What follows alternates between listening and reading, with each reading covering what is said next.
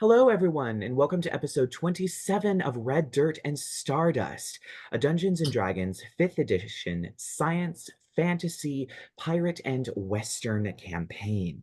So, where we last left off, the group had managed to find their way into the Shadowfell system, where they encountered some very unfriendly locals, as well as some friendly, not-so-local people. After defeating a drow wielding a gun on the back of a skeletal bird, they picked up a succubus hairdresser, and Chauncey decided to tell her of the existence of Drake's Ridge, and perhaps that would be a good place to settle down after she had been kicked out of both the Nine Hells and the Abyss for some unknown reason. They dropped her off at Skullport and decided not to stop, as the horrifying skull person proclaimed that you might lose a lot of gold here and drink way too much. And they decided to move on. All They sounded great. passed the Blackened Oak and determined that it is probably some kind of elven settlement, perhaps of the Shadark High. Continuing along the river Styx, finding their way into the skull of Modgud, a very, very large skull, miles wide and tall, with a city on top of it. They sailed into one of its eyes, planning on sailing out the other. Upon entering it, they found themselves in a crystal cave filled with undead and other such creatures. And as they sailed into a darkened tunnel, a large stingray-like creature followed them. Casting some spells, it shrieked horribly. And we start by having everybody roll initiative. I have done the good DM thing and have pre-rolled the monsters initiative, and it rolled stupidly well. So good luck. Thanks. Okay, here we. Okay, I got a 16 for 21 here. Velantrios, 21 for Lyla. Oh, 19. poop. Okay, that's a plus 19 2. for Shaw. Mhm. I got a Ooh. 21 for Chauncey. 21 for Yeah, Chauncey. that sounds about right. And Jed got a 13. Okay, that's on par for Jed. So actually, most of you beat the monster. Sweet. So we are going to have, between Chauncey and Lyla, who has the higher dexterity score? Actually, we are Valacar. Just a heads up, but I have a plus 2 at 14. I I also have a 14. plus 2 at 14. Well, you're at 16, so you'll be later. But ooh. So I guess pick Wait. whoever goes first. Who was it? Me or? You have equal dexterity scores. So pick. You know what? Let me go and I'll buff your ass or something. Let's see what I got. All right, so Lyla will go first, followed by Chauncey, then Shaw, then the monster, followed by Velantrios, and then Jed in dead last. We have target in sight. What's the range here? What are we doing? I'm gonna say it's about 30 feet back, 30 feet up. I'm not gonna do Pythagorean theorem. We're just gonna pretend it's a lateral triangle. All right, let's do what do we want to do? Actually, yeah, let's just do a debuff buff. Let's do that. Let's go.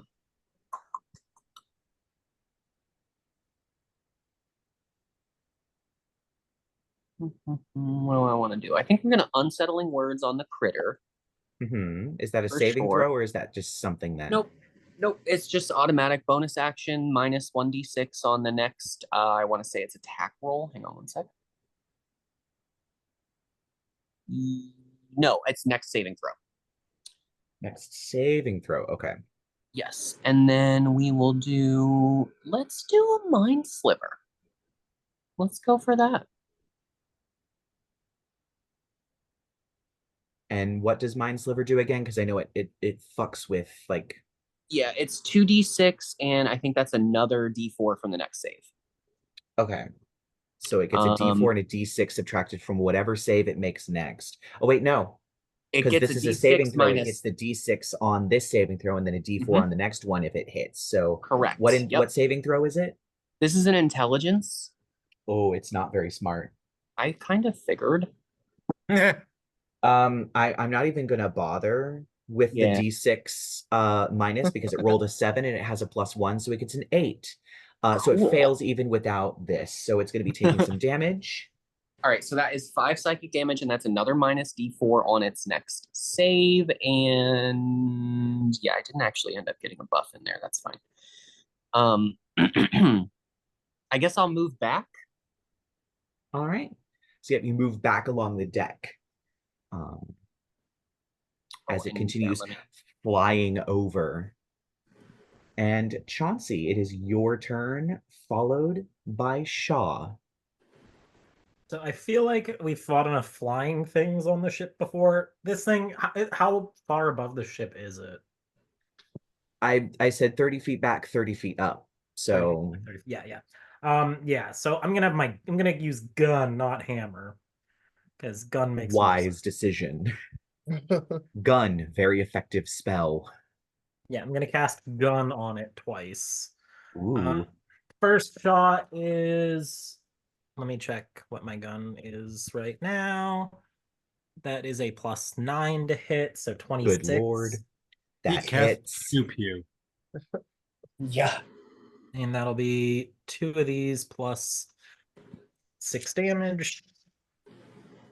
So that's 18 points of piercing damage. Okay. Next one is only a 13 to hit.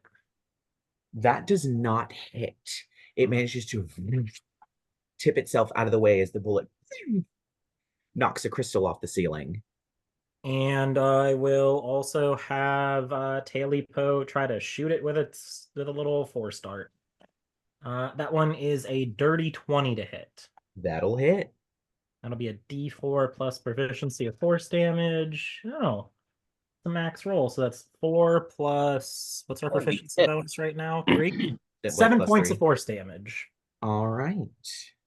I'm gonna try to like move away from everybody in the direction where whatever its face approximation is to see if I can distract it because I've got better AC than everybody else.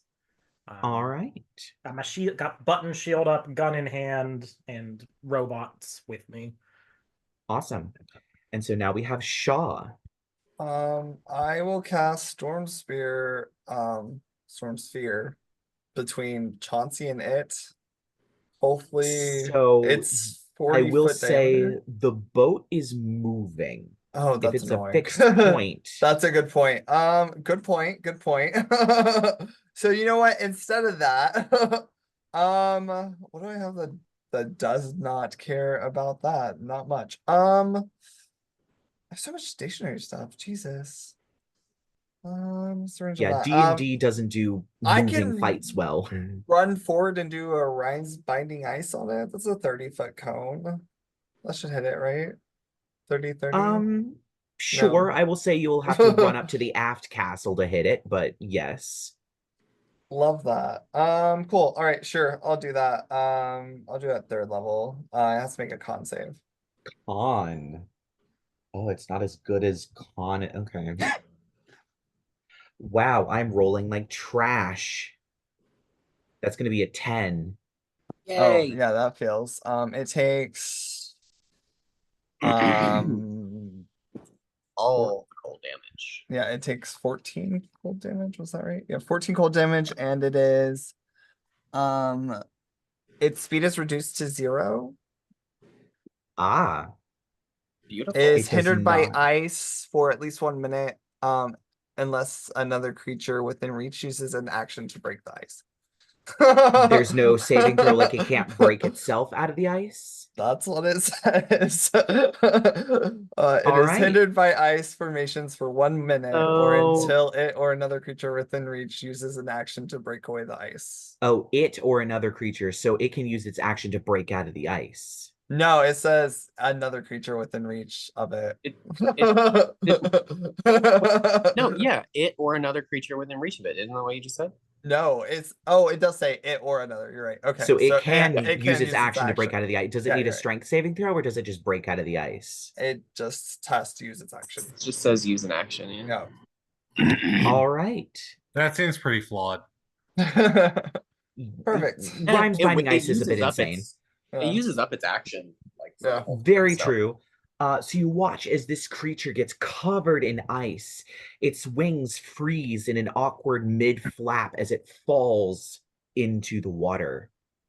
That's a good point. Because it is its turn, it's going to use its action to break out of the ice and flies back up into the air. However, it can do no actions, and I will say it is an additional 30 feet behind you, so 60 feet. It is still 30 feet in the air, but it is now 60 feet back.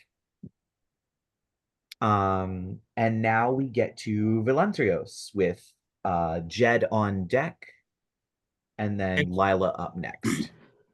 It's an undead creature, right? You don't know. Regardless, I cast 3rd level guiding bolt. Cool. Roll to hit. Mother 14. That is exactly enough. The guiding Yeah. bolt you Got think it. is going to miss, but it slams into its leathery hide.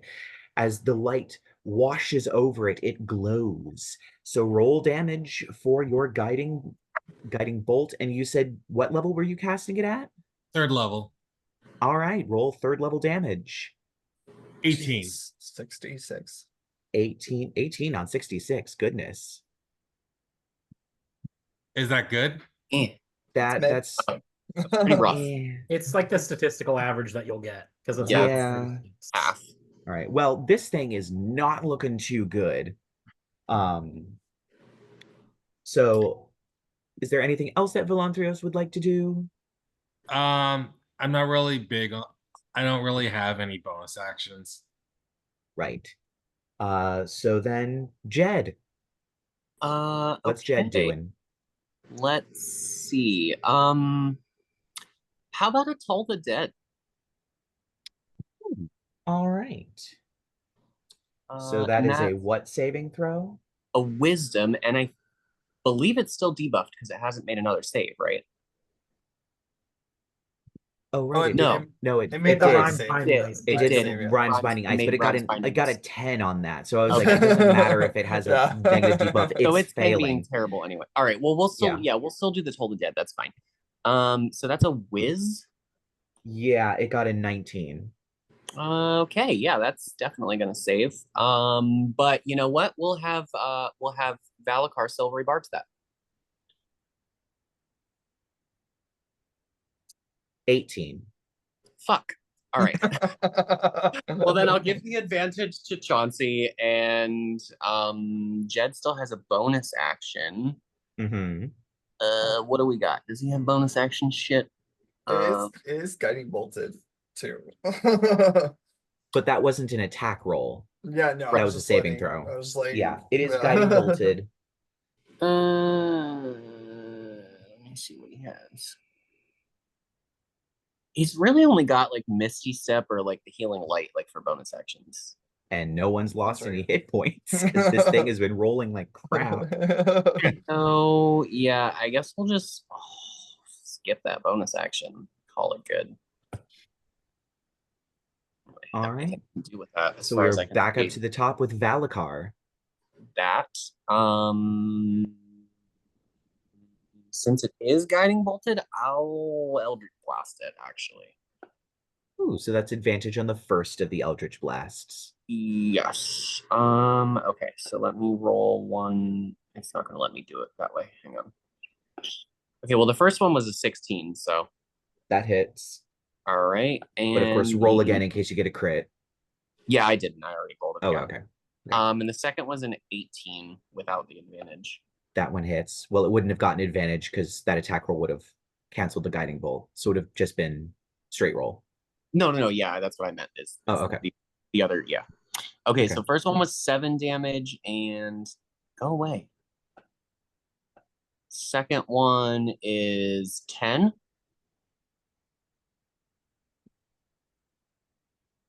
The first Eldritch Blast takes out one of its mandibles. The second one blasts it straight through the head as you watch this leathery stingray just Oh, Poor fall down thing. into the water.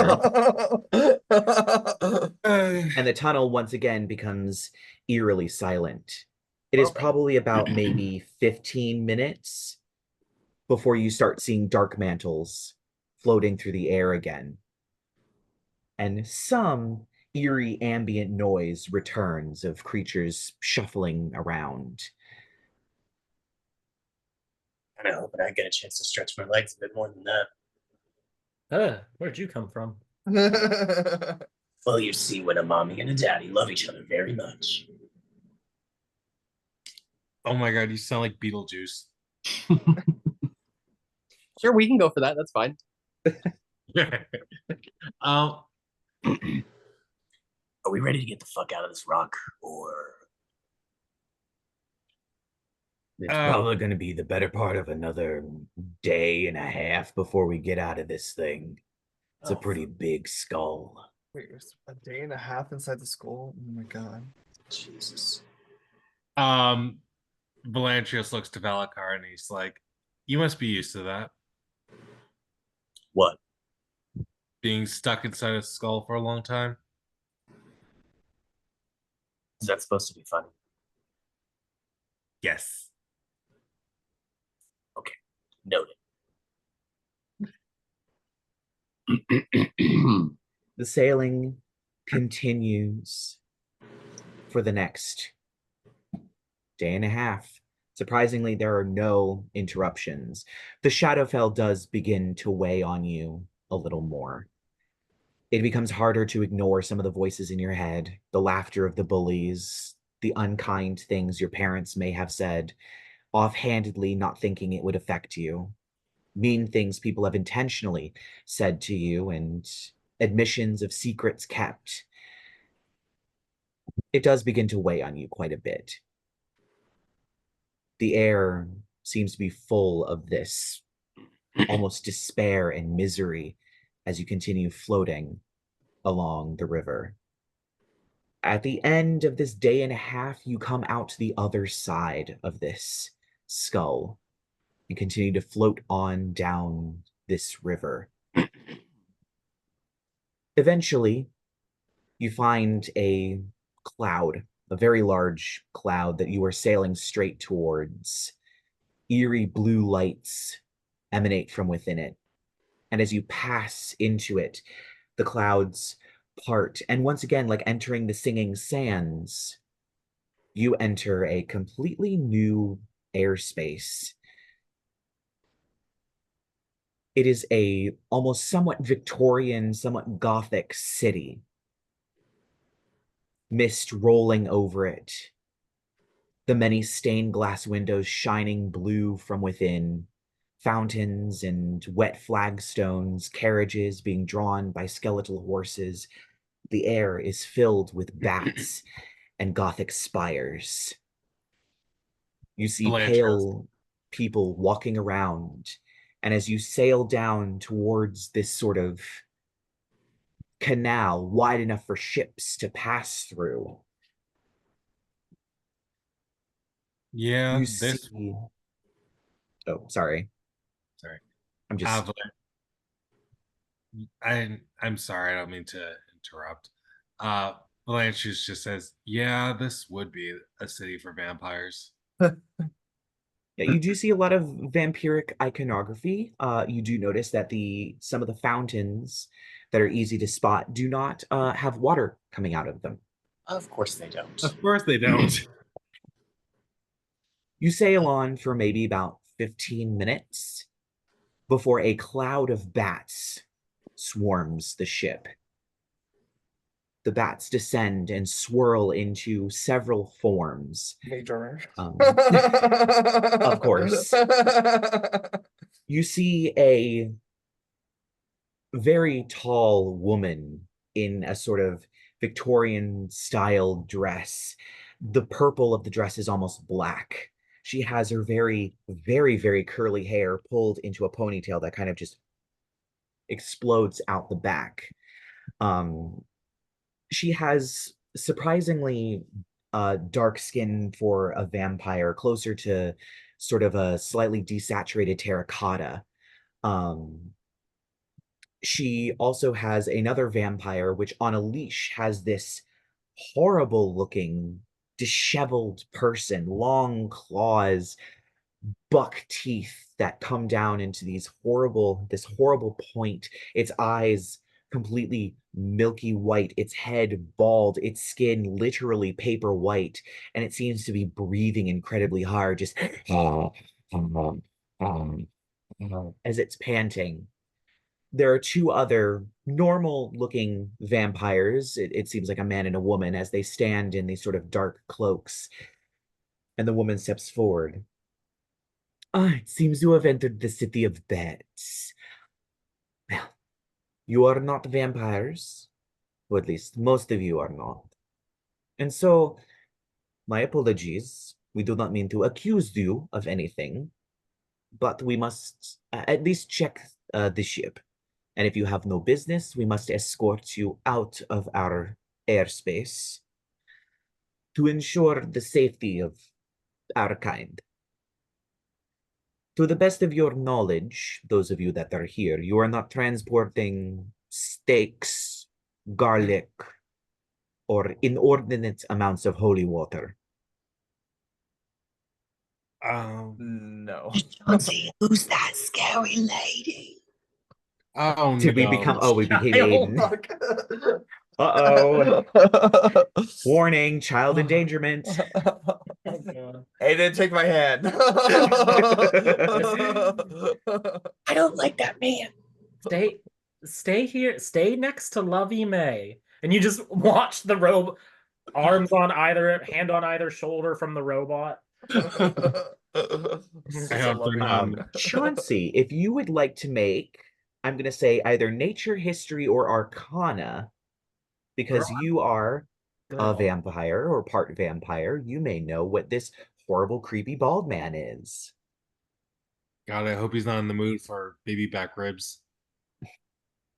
I only got a 14. You know what? I'm going to say that that is enough to gain a little bit of information. So, at least in this world, if vampires starve for long periods of time, they do not die. They instead transition to a new form of life in which they are mindless monsters. That's about it.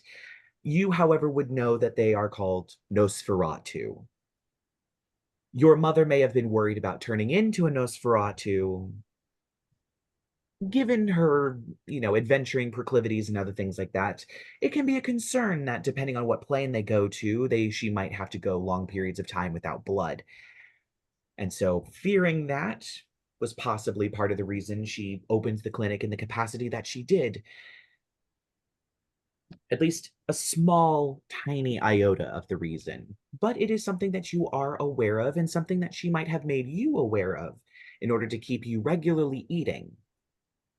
Yeah, Chauncey went through a rebellious, I'm not going to drink blood anymore when he, after things happened, and it didn't go well. It's like, no. So yeah, I'm just gonna be like, it's okay. Just Aiden, don't go near him. Don't look at him. I'm just gonna hand him like a stuffed toy and be like, here, just play with this. And I'm gonna turn back to the I guess the leader vampire, and I'm gonna be like, there's no excessive amounts of steaks or garlic, or honestly, the closest thing in this ship is unholy water than holy water, to be frank. See. Well, it is comforting to hear that from a Dhampir. So I will be generous and skip the search. However, you will still be escorted out of our airspace. We will closely follow you to ensure not just that you leave our airspace safely, but that no harm comes to your ship.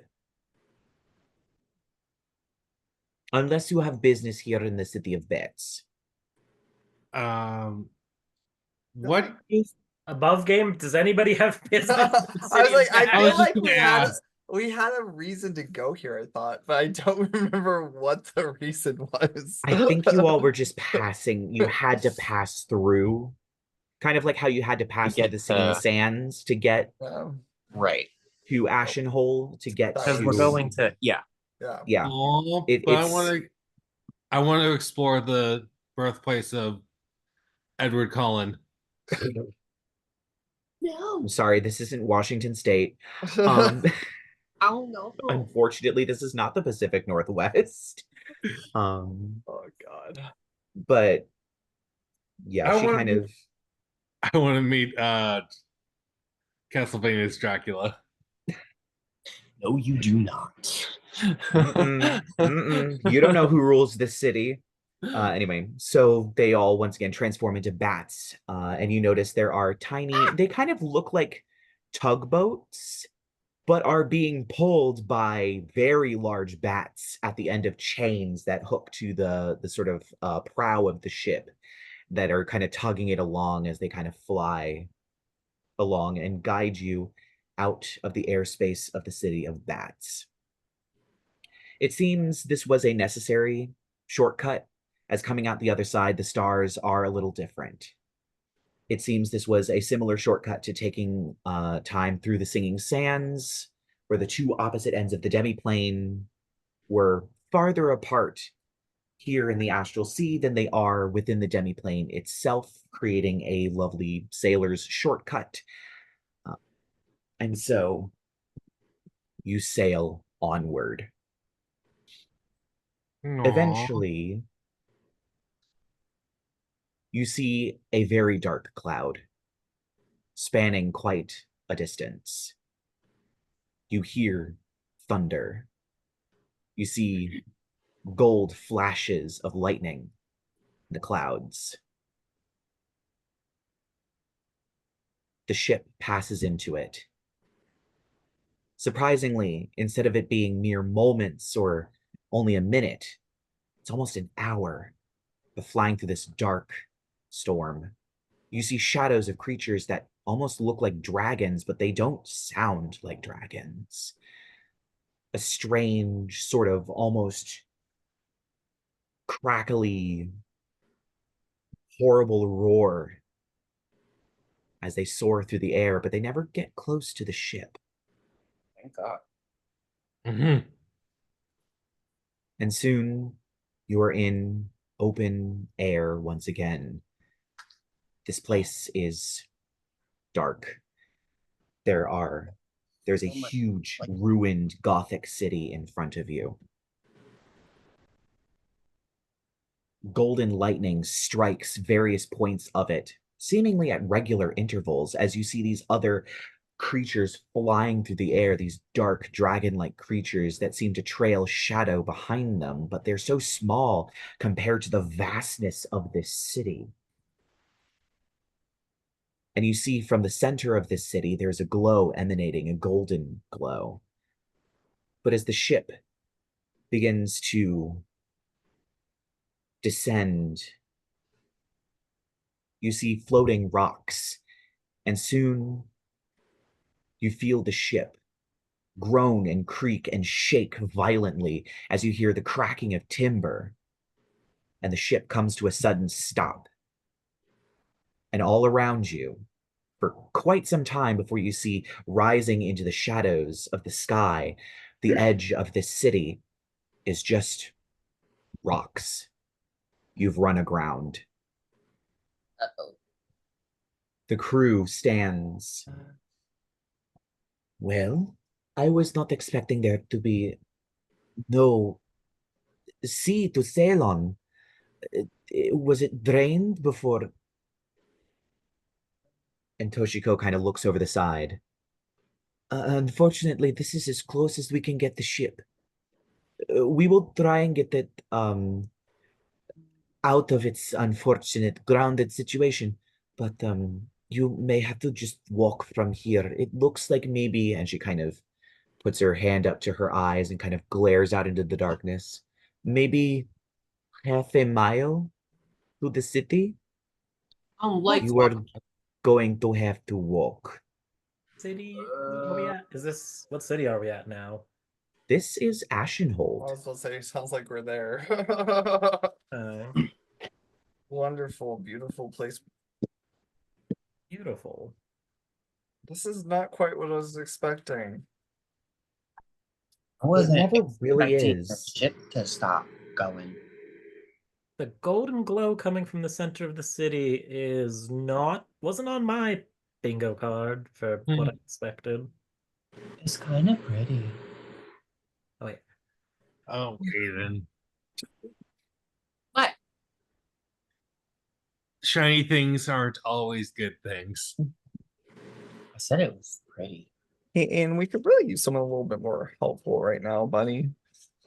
What? He can What stick are you around trying to say? long as he needs to stick around. I could try I'm turning. plenty useful. I can do Okay. stuff. Okay. Aiden, promise me if it gets too dangerous, don't fight if someone else wants to come out, okay?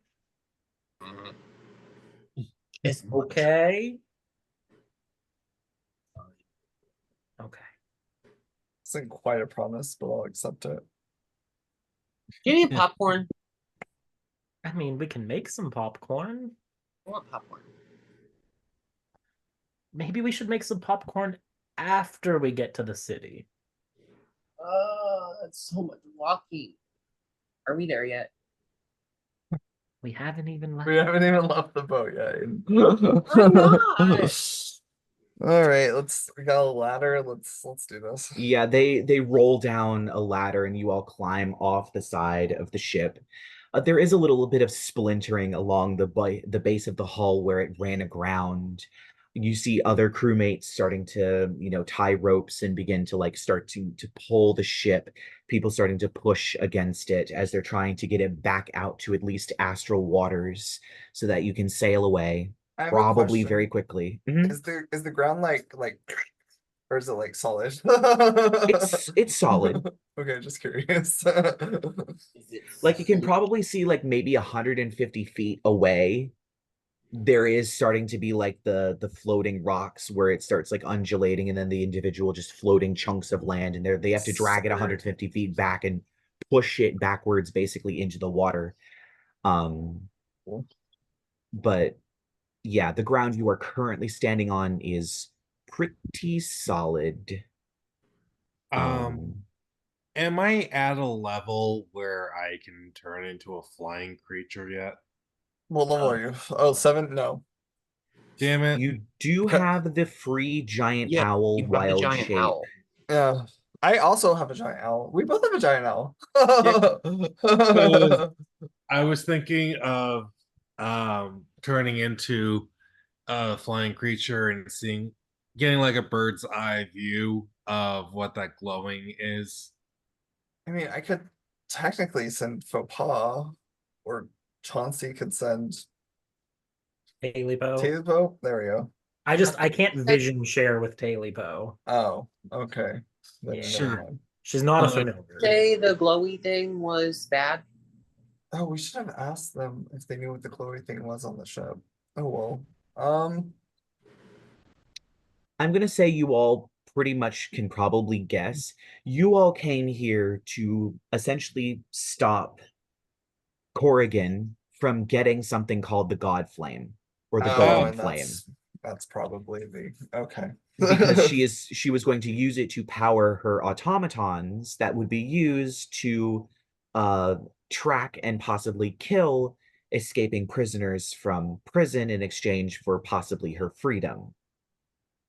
And it turns out it's just a golden goblet guarded by a bunch of nymphomaniac nuns. Well, you don't know. You'll have to venture to the center of the city to find out. All right, let's start walking. What's the nymphomaniac?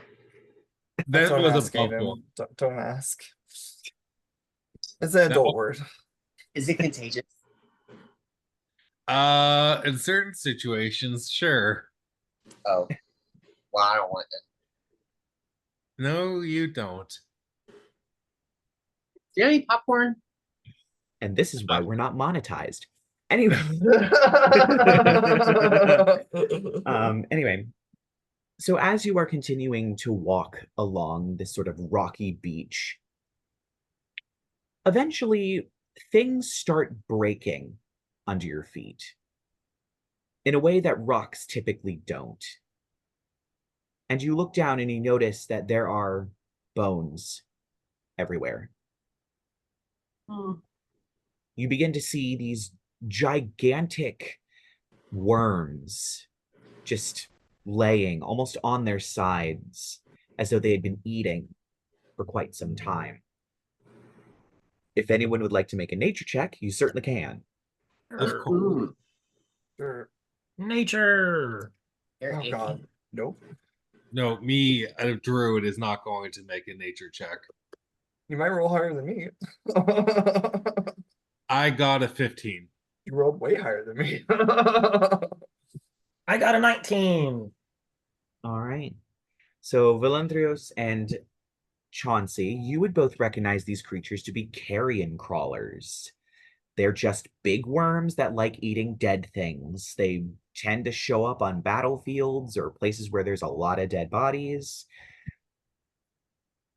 They typically don't really like being close to people, Are there but like freshly dead bodies nearby? well, there's bones. These Question. creatures are taking what they can get. This seems like an environment where they need to survive somehow. How do they feel about the undead? You probably view them as a tasty snack. I mean, they're moving dead bodies. It's target practice. Okay, Chauncey, get behind us. I mean, have they noticed me at all? They're kind of laying on their sides as though they've eaten a lot already. No. Like they're just like, like after Thanksgiving where everybody goes to their couch and sort of lays down because they're full and kind of takes a nap. That's what these things are doing. Yeah, until your family gets Chinese food. Should we just keep a wide berth, or I think I can dodge a worm. If you can dodge a worm, you can dodge a ball. I was waiting for it. Good old references. Dodge, duck, dip, dive, and dodge. Mm-hmm. So yeah, passing the worms, please. yeah, Yes. keeping away from for sure. Yep. All right. So you pass the worms. The worms do not bother you. That's good. As you continue walking, So they're like I'm going flying dragon-looking things. yes, Would and any for of no us particular reason. know what those are? I had to say something. Ooh. Did we know what those are? What is everybody's passive perception for no particular reason? 14. 18. Options 15. Passive perception, you said? Yep. Mine's 8. Oh dear. Oh my God. And what's Jed's? Because I think Jed's is it's similar. Jed's is trash too. Yeah, if I Like remember. -2. Let me see. Yeah, his is 12. All right. So Aiden notices. So useful. Oh. So,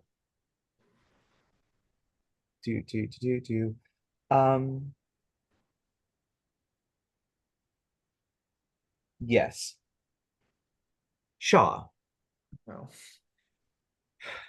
you all watch as suddenly, out of nowhere seemingly, almost forming from the fog, one of these very large dragon-like creatures seems to form out of the fog and fly forward at great speed, and it's going to try and snatch you. Don't look out! Hey, at least it's So that's going to be a dirty 20. Oh, yeah, definitely snatched. Eye sliver. Yep. And Or the other thing. Where's Liam Mason when Thing. you need him? The thing that makes sense to do right now. Barbs. That's the one. Oh, silver barbs. All right, I'll try that again. Um, it got higher. It got a 22. Fuck! I'm also at this close range. Do I recognize this thing? Do I know what this thing is? I'm gonna say it's going to be very, very hard, but make me an Arcana check while I I'll give pull out all the Chauncey dice I need for damage. Ooh. Oh no, definitely not. All Great right, you rolls have today. no idea what this thing is. This thing doesn't exactly have a like a draconic face. It has almost like a lizard face, and it's a kind of wyvern shaped. It only has two back legs and wings instead of it has no front Arms, feet legs, or things. arms, whatever. Yeah. Whatever dragon anatomy is, they're not real. It just Hey. grabs you. That's hate speech. Wonderful. So you are going to be taking 13 points of slashing damage Ow. and 3 points of necrotic damage. You are also grappled. Ow. It is then going to fly 80 feet away with you grabbed in its little claws as it got Shaw! and it begins flying away. And this is when we are going to roll initiative. Guys. Yes. I rolled 22. What?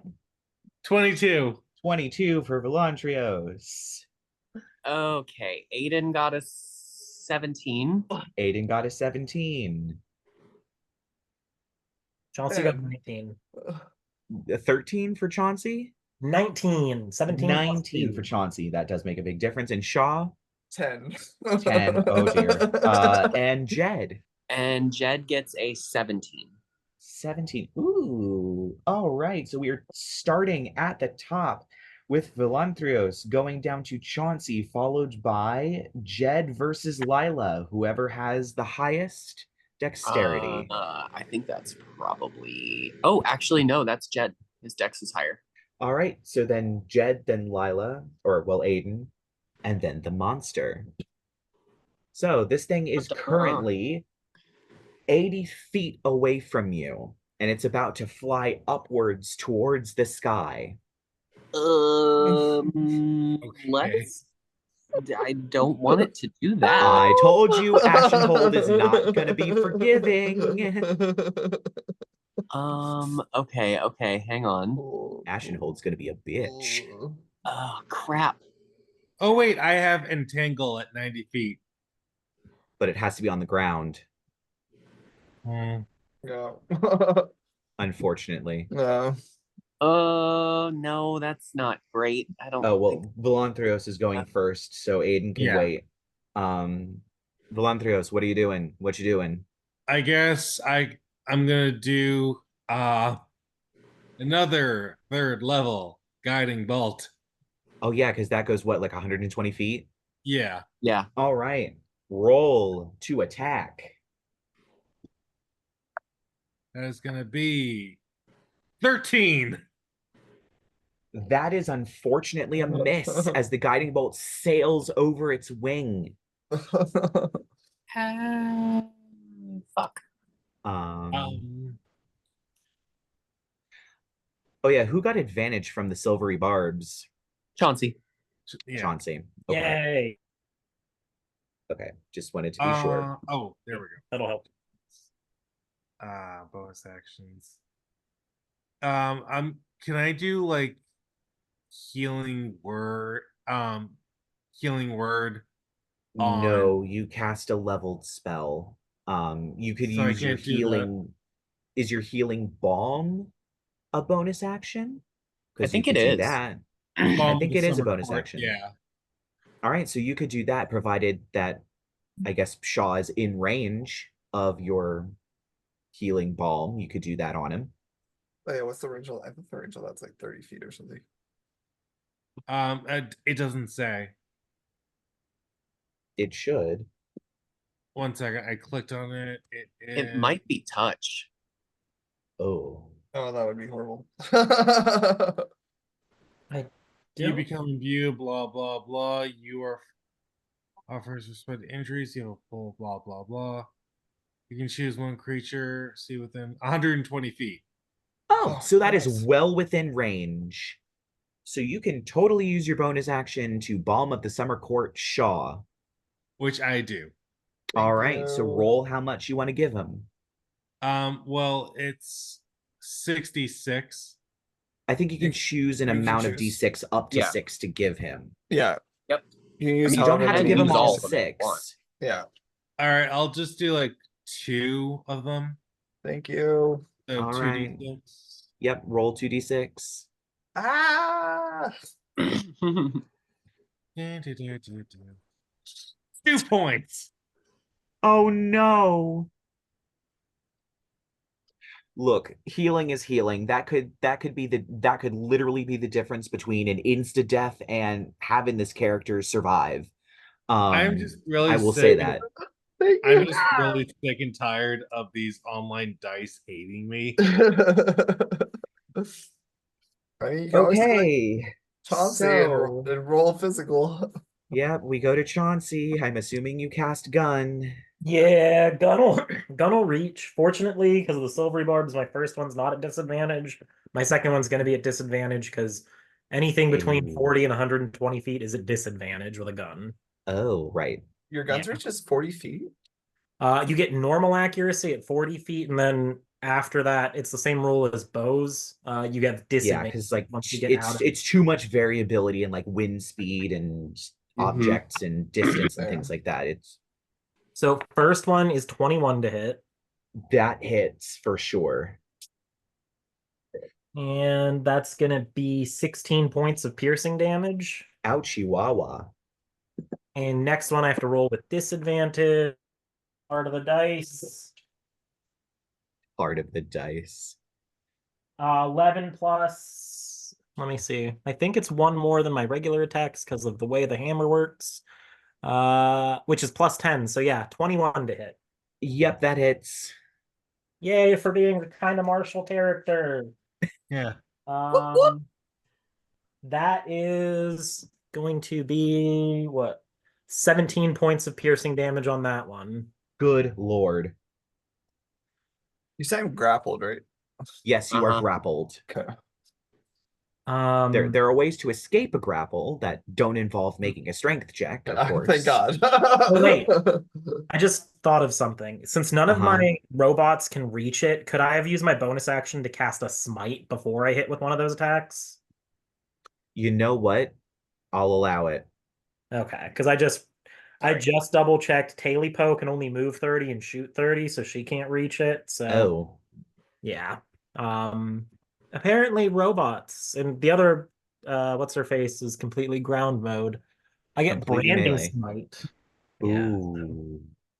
We'll throw a branding smite on one of those 2 hits just for some extra damage. Cool.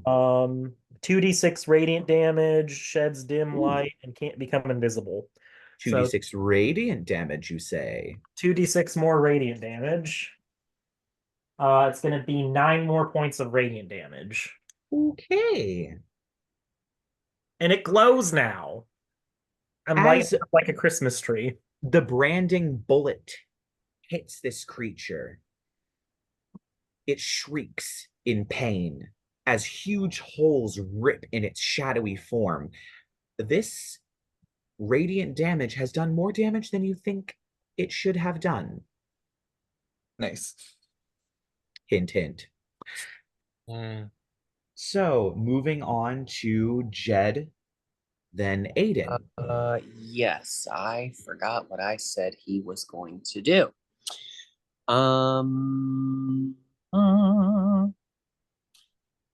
Yeah, that's right. He doesn't really have bonus action stuff. So yeah, let's do. I think. How far away did you say it was? 80 feet. 80 feet. I don't think his little sphere thing can go that far. Where it's No. like that. No. Flaming all right, sphere yeah, is we'll third level Eh. guide it, whatever. Actually, Cool. no, let's do second level.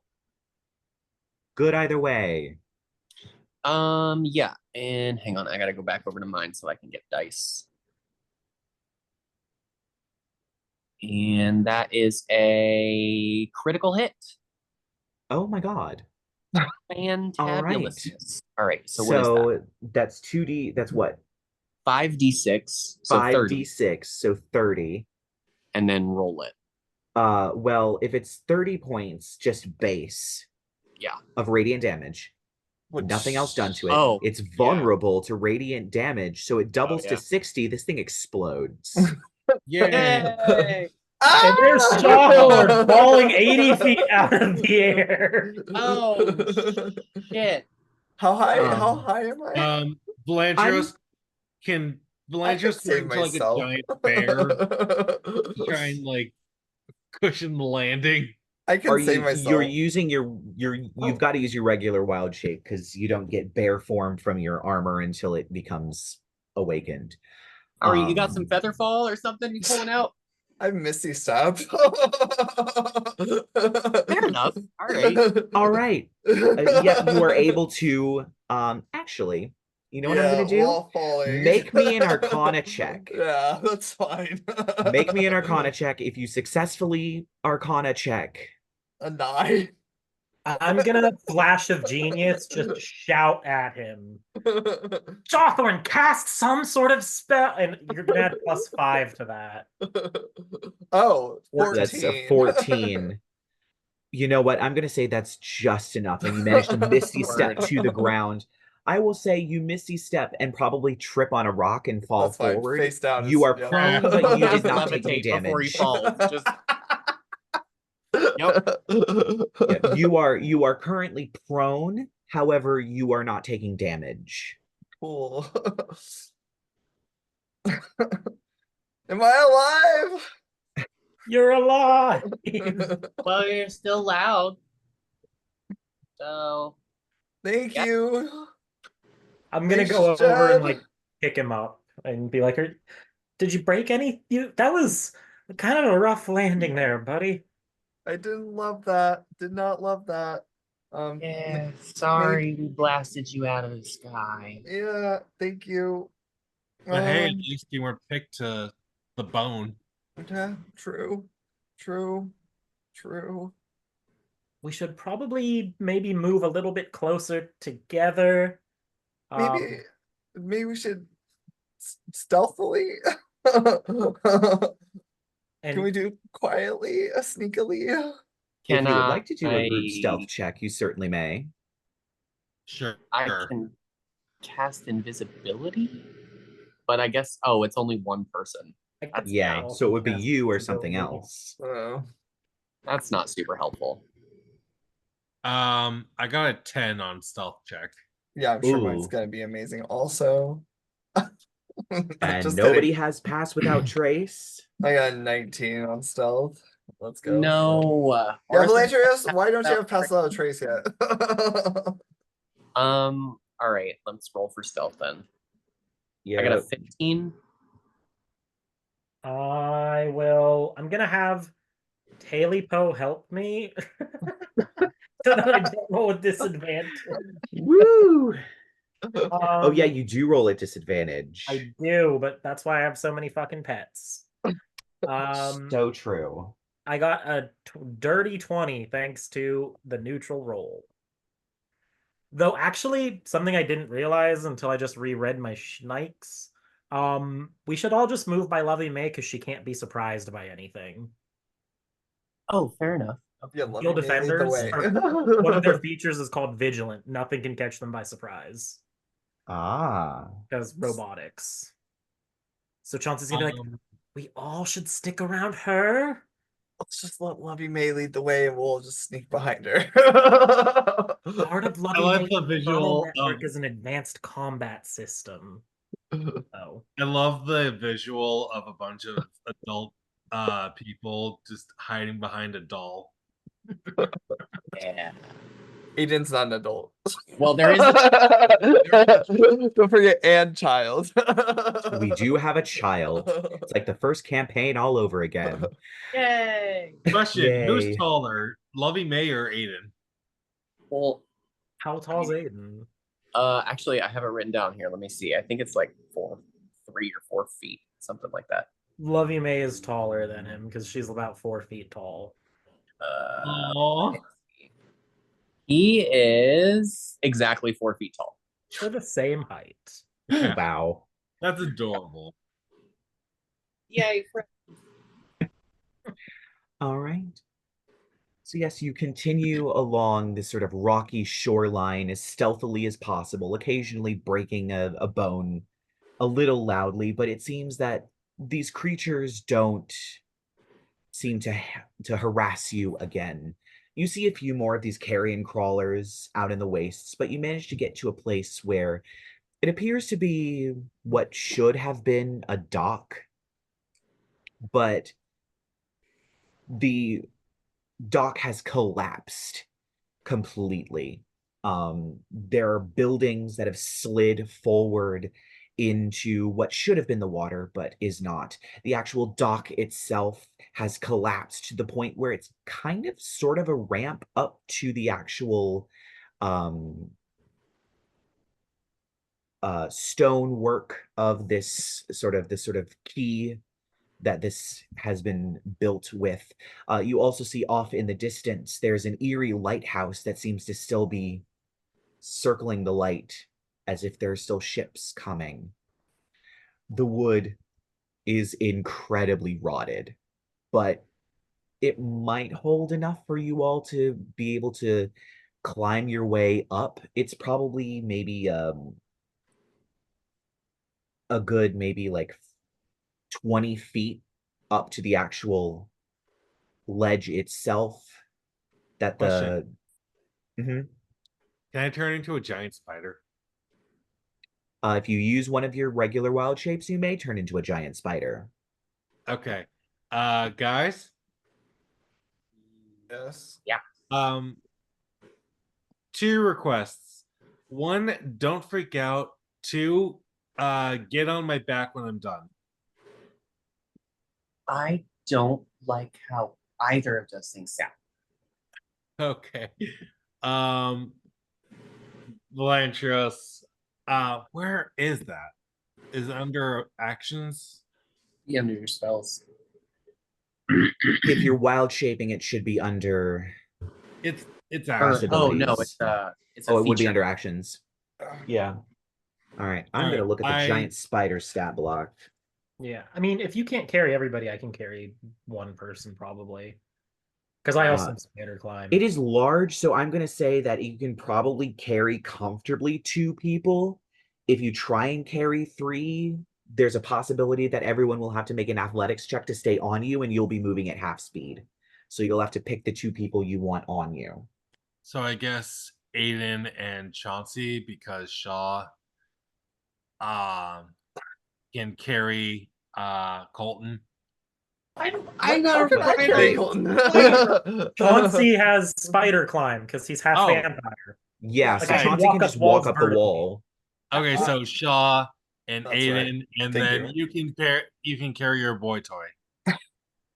Colton's not even here for the character building moment. There's a long. I feel like it would be Jed carrying Shaw up the ramp as opposed to Shaw carrying Jed up the ramp. Yeah, I was like, there's no way I'm carrying Jed. Shaw just leaps into Jed's arms like, woohoo! Yeah. Okay, I'm just leaving it up to you guys. Well, I think we're gonna introduce you to somebody. Oh God, no! The name is Jed. Who the fuck is this? Yeah, so Aiden definitely did not want to ride on the spider, so he's like, I'm gonna take a nap. And he goes to bed. And so in front of you now is a dwarven woman. She's a little taller than Aiden, 135 pounds, loose bun, graying brown hair, oddly super shiny shoes. Very, very shiny shoes. And she introduces herself as Guinevere Stoutwell at your service. Velantrios takes his front right leg and shakes her hand. It just Yeah. Nice to meet you too, furry boy. Now get a move on. Um, ladies first. Age before beauty, obviously. And I'm just gonna thing is, hop on the like- spider. I'm like, okay. But here's the thing: you would expect him to like climb up the wall, but instead, what he does is he turns around and he shoots the web out of his butt at the. No, Oh. no.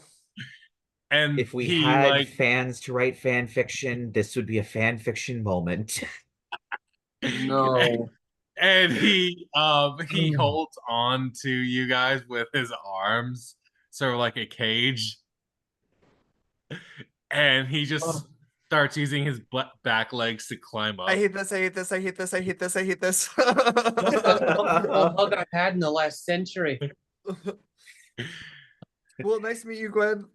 Velantrios' wet and sticky adventure. Oh god. Is this like a Wish I could sheer say the wall, start or is comes it just like a for better. crazy wicked slope? It is a sheer wall. Okay. It's a sheer wall that the duck is coming out from, as I've traumatized everyone. Yeah. I have dealt real life psychic damage. Oh, please. And Velantrios is trying to talk with his mandibles. And you're like, just making that. Stop, Yeah. just stop trying, buddy. Yeah, you know we can't understand you like this. So I don't speak to animals. Sorry, that's your job. As you have been reeled in the horrible spider cage up onto the stonework of the key. Presumably, are you staying as a spider? Is there something up there besides the flame? There isn't even the flame. It's just an empty dock. I was gonna say You we have notice just made it to the signs edge of the in- city. Yeah, right. you notice Okay. signs in a language you do not understand. Some of them have pictures. You see like a tankard. You see, like a book. You see, like rope and things like that on these signs, but it's in a language you do not understand and do not recognize in the slightest. Like you all Alright, can so- pull your knowledge, you do not know this language.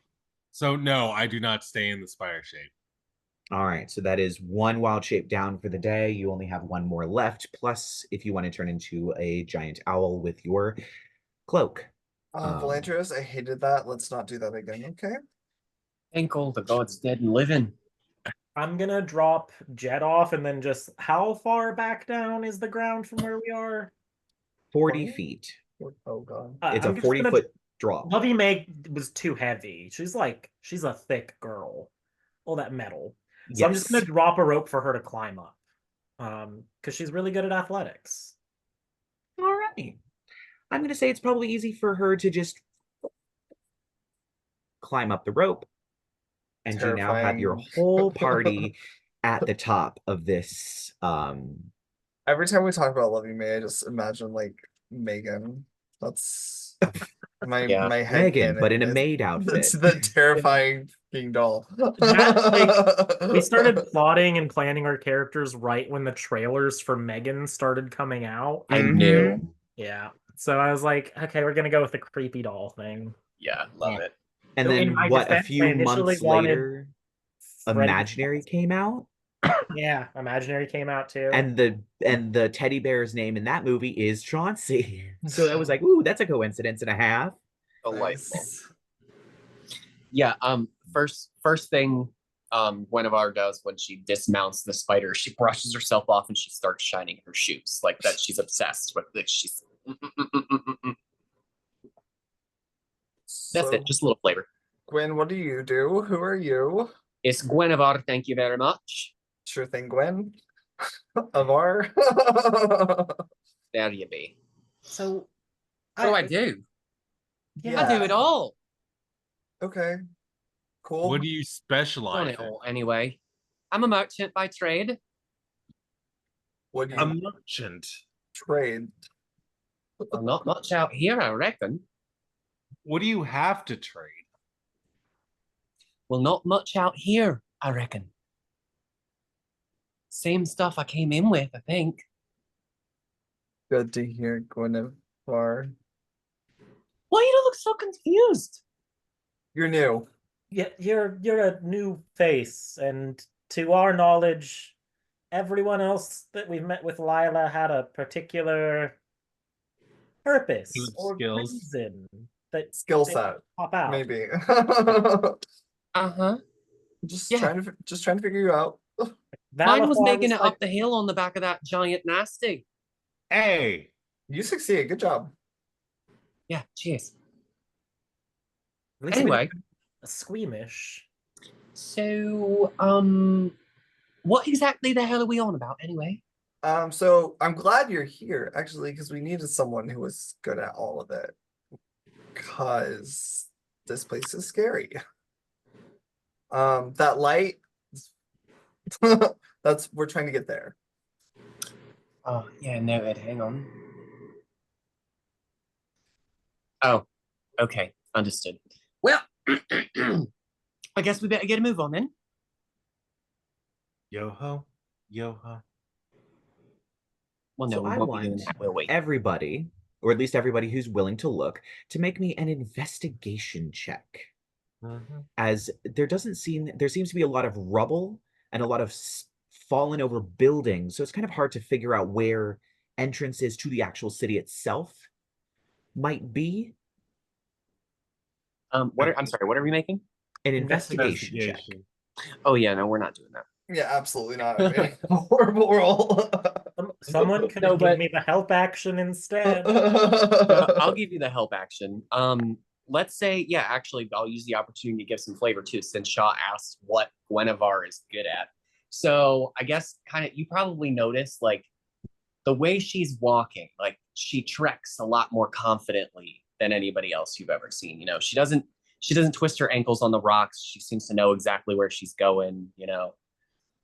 Doesn't seem phased by any of it. Whereas Lyla probably would have broken a heel. Well, thanks to your help action, I didn't have to take the nat 1 I rolled. There we go. I get to take the 15, which with my intelligence modifier, because I'm an egghead, is a 23. Yeah, let's see. She's just like picking up rocks and like she licks one of them. Puts it back. So she's basically Mole from Atlantis. No, not quite. He's a little gross. If Mole was attractive and not grody. Yeah. And there's I won't more say she's fanfic. attractive either. Oh God. This is the fanfic episode. So Who said you Bull between wasn't attractive? between Guinevere and Chauncey, fueling up for whatever the hell comes next. What? Oh, sorry. I have to stop putting my box of wine in As my Not Guinevere sponsored. Just pulls out. Just pulls out a big old bottle of wine and starts Yeah. pouring. I Like do not whatever have a fresh problem. hell is coming next, I'm gonna be prepared. I don't know what you want. You manage to find a sort of sign. It has just like 3 coins arrayed out, and an arrow, and it points off into an alleyway. It was kind of hard to see because a building had fallen slightly in front of it, but you all managed to find a way to, you won't need to make athletics checks for this. You managed to squeeze your way through. It might be a bit tight for the bigger members of the party, but I mean, you all are pretty skinny as it is, or tiny in a variety of ways. Yeah. She's a And dwarf. you- She can navigate little. Yeah. You manage to make your way into what appears to be a sort of, not quite a side street, but almost a side street, not a main thoroughfare. A lot of the buildings here are significantly more intact, but it seems it is a road, and it seems to head off in either direction, slightly curving as if it would go all the way around the city, completely circumventing the city with roads leading off into other sections of this place. You see more things like bread, wine, more tankards in these signs with this language you do not speak at all. There is stuff all over the roads, as well as the occasional skeleton of a body that has long since rotted away. What do we know about Ashenhold? Speak up, Sonny. Do any of y'all? What do you all know about Ashenhold? Do any of y'all know anything about the city? History check. Not much. It's going to be hard, but I'll let you do it.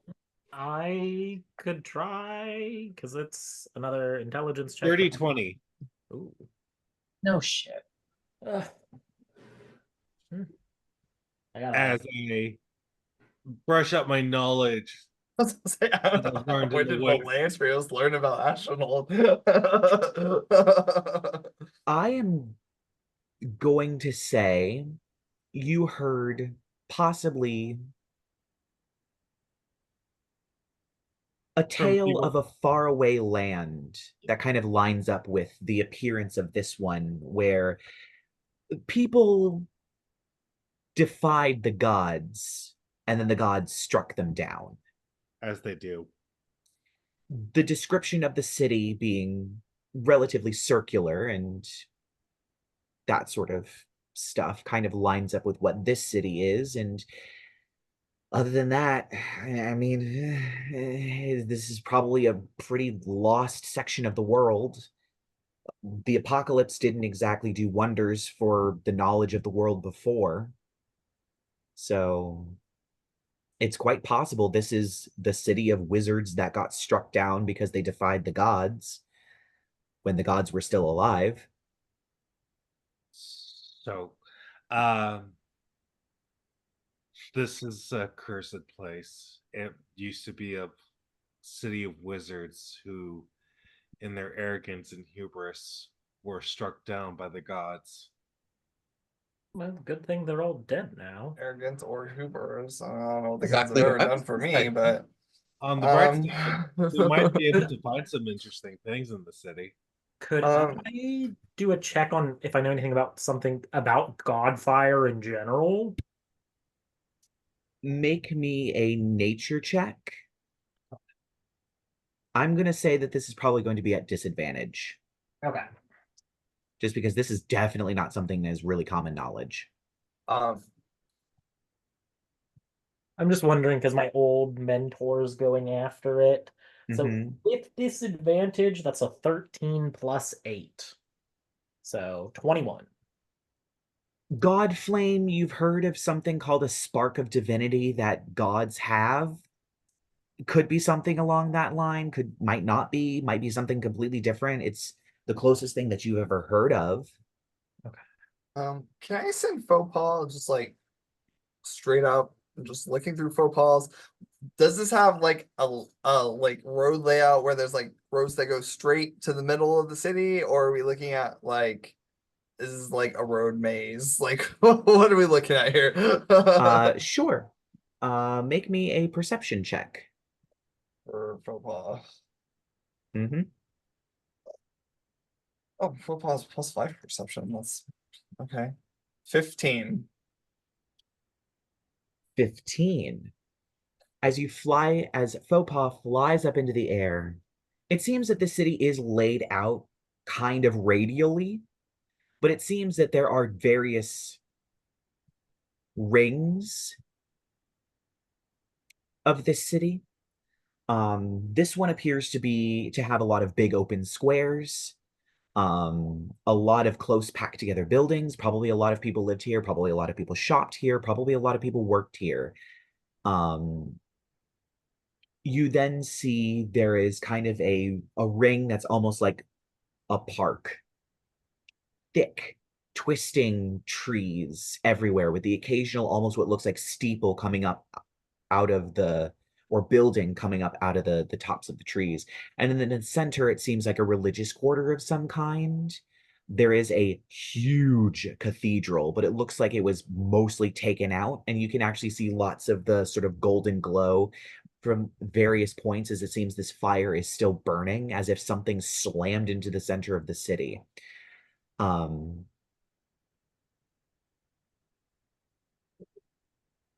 Awesome. that is what Faux Pas sees. Okay, guys, so it looks like a ring city, very round. We seem to be in like the working lower class ring of the city where most people probably lived. The next one looks very overgrown wilderness park, and then the religious center of the city.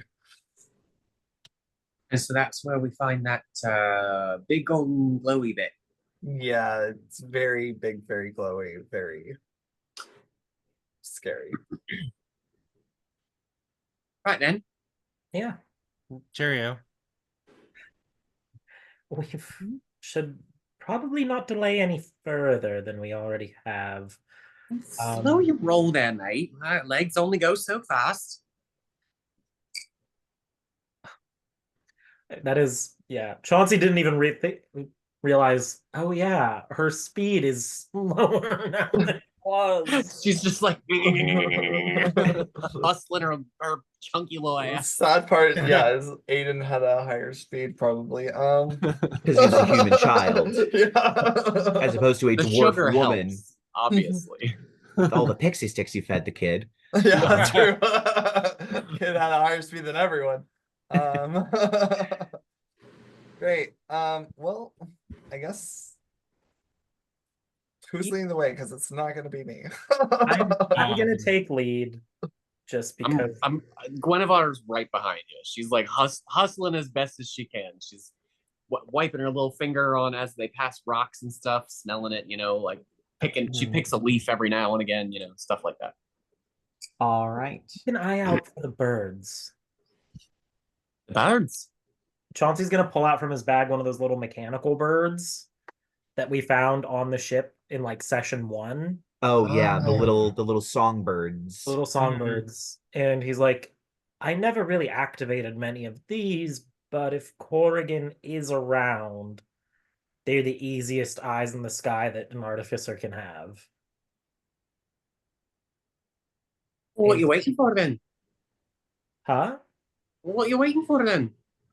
Well, I'm going to say, Shaw, you haven't seen these in relation to the party, but you might have seen maybe one or two of your neighbors with these things, just like in their trees, in their front garden. Like just a mechanical bird that dings like a bell when you get close to the front door. And it kind of clicks that like, oh, Chauncey's mentor, who you were going after, is the one who invented these things. Oh. Chauncey. Your mentor made these? Invented these? I mean, it's one of several things Corrigan brought to this world. Very popular in my neck of the woods. Wait, so Yeah. what else did your mentor make? Just a few things here, a few things there. Yeah. Also, how far behind your mentor are we? Do you even know? Is your mentor here? We are pursuing her. She kind of went off the deep end at the end of my apprenticeship, and bad stuff happened. And now we're going to make sure bad stuff doesn't happen again. Great. I should ask more questions when I signed up for this. One of her nicknames was Cannonball for a reason, because she invented several various exploding varieties. One is filled with mechanical spiders. Do you think she would have trapped the city? What is it with you people and spiders? I mean, I don't think she did this to this city. It's probably a good sign that the god flame is still all glowing and bright, which means she may have... I don't know if she's managed to distill all of it or any of it. That's why we should just go. Less questions, more action. You're right. Let's go. Guinevere's like 20 feet ahead. Just She's walking been along. shuffling her fucking ass this whole time. In one movement, Chauncey just passes her. Yeah. All right, show off. He's got a 35-foot movement speed because Mama was a vampire. Yep. Like, he So consciously has to slow down to keep up with the rest of the party. Yeah. So as you all are walking, I'd like you all to make perception checks. Oh boy. Okay. So really well for me last time. Oh, thank God. Oh, come on. Where 23. Ooh. 9. Can I have Lovey May make mine? Sure. Okay. Mother. 8. Ooh. Oh, fucking shit, too. So Lovey May gets a flat d20 plus 2 times my proficiency bonus. So 18 plus 6 is 24. All right. Robot on So- robot violence? Leave it to the robot. Hmm. And then everybody else didn't roll that well. Okay. I got it back. So Shaw and Lovey May, you both notice two things. Number one, there is a sign every once in a while that points down an alleyway, that points down alleyways towards the what appears to be the center of the city, that looks like a T-bone steak. It has some writing under it, and then an arrow that points down the alleyway. You see this at intervals as you all are kind of looking for a main thoroughfare or some like big map or signage or something like that. You are seeing this sign repeatedly down every single alley. You also hear this occasional far away bidoo, bidoo, bidoo, Like, very far away, but just at the edge of it of perceptibility. Does anyone else hear that? And what? What Like, do sticks you her want? finger in her. Lovey May's just gonna raise and point a finger in the direction of the Badoop sounds while her head rotates and snaps in that direction. She Yeah, does that. this, and then about 15 seconds later, she turns a complete 180 degrees and points down the other end of the street, indicating the same thing. Oh, great. Awesome. Cool. Are they closing in on us? Is your robot friend broken? Also the signs. I'll point out one of the signs. We keep passing the same sign. And? So I don't know. Should we follow the sign? investigate? Sure. Lead the way, lassie. Nope. Mm-mm. I think I'm a bit more concerned about his doll friend spinning around in circles. So wait, it's coming from one end of the street and then the other end of the street? Mm-hmm. And then there's this alleyway that the sign's pointing to, right? Every alleyway you pass by has this The T-bone same steak sign. Yeah. We should go in here because there's something there and there's something back there, and if we go down this way, Chauncey's just gonna go into the alleyway. He's got the hammer out too. Wait for the rest of us. Does she really make the sound? A little bit, just a little tiny bit. All right. So who is taking up the rear for no particular reason? Jed, for sure. Jed. We'll just leave his character behind. Wow. Dump him like a rag doll in the street. He'll figure it out later. All right. And Jed's passive perception is horrible, so nothing. Oh, shit. Um, Well, so is mine. So I was like, it's either me or Jed. What's gonna be the answer? That was like Jed. But yeah, we're both. Yeah. All right. Okay. Yep. So you all pass down this alleyway. Eventually, you all, at the very edge of your perception, begin to hear the same thing that Lovey May and Shaw were hearing before, the bidoo, That. bidoo, That bidoo. Do I Yeah, recognize no. this sound? I'm going to say no, you do not. Damn it. I was like, Oh no, it's a Deathbot 5000. I used to build those. Can I make a nature check? I'm gonna say, I mean, you can try, but the DC is gonna be so high you probably wouldn't at all be able to. And Okay, never mind. just saying. But yeah, as you continue down this alley, you make it to this large square. It is gigantic, at the center of which is a fountain along with what looks like several scaffolds that all seem to be gallows. There are also tons of stands around with tons of like barrels and baskets and other things of that nature. In them, all of them have these sort of similar T-bone steak-esque signs, but you begin to see other shapes as well. This sort of cartoony two nodules on either end bone symbol, as well as what looks like a vertebrae symbol. And there's also a hand symbol. All right. Is it? It's It's just me, or the signs to get a bit anyone? more ominous? Very, very weird for sure. Does it name itself after body parts? That's what I'm wondering here.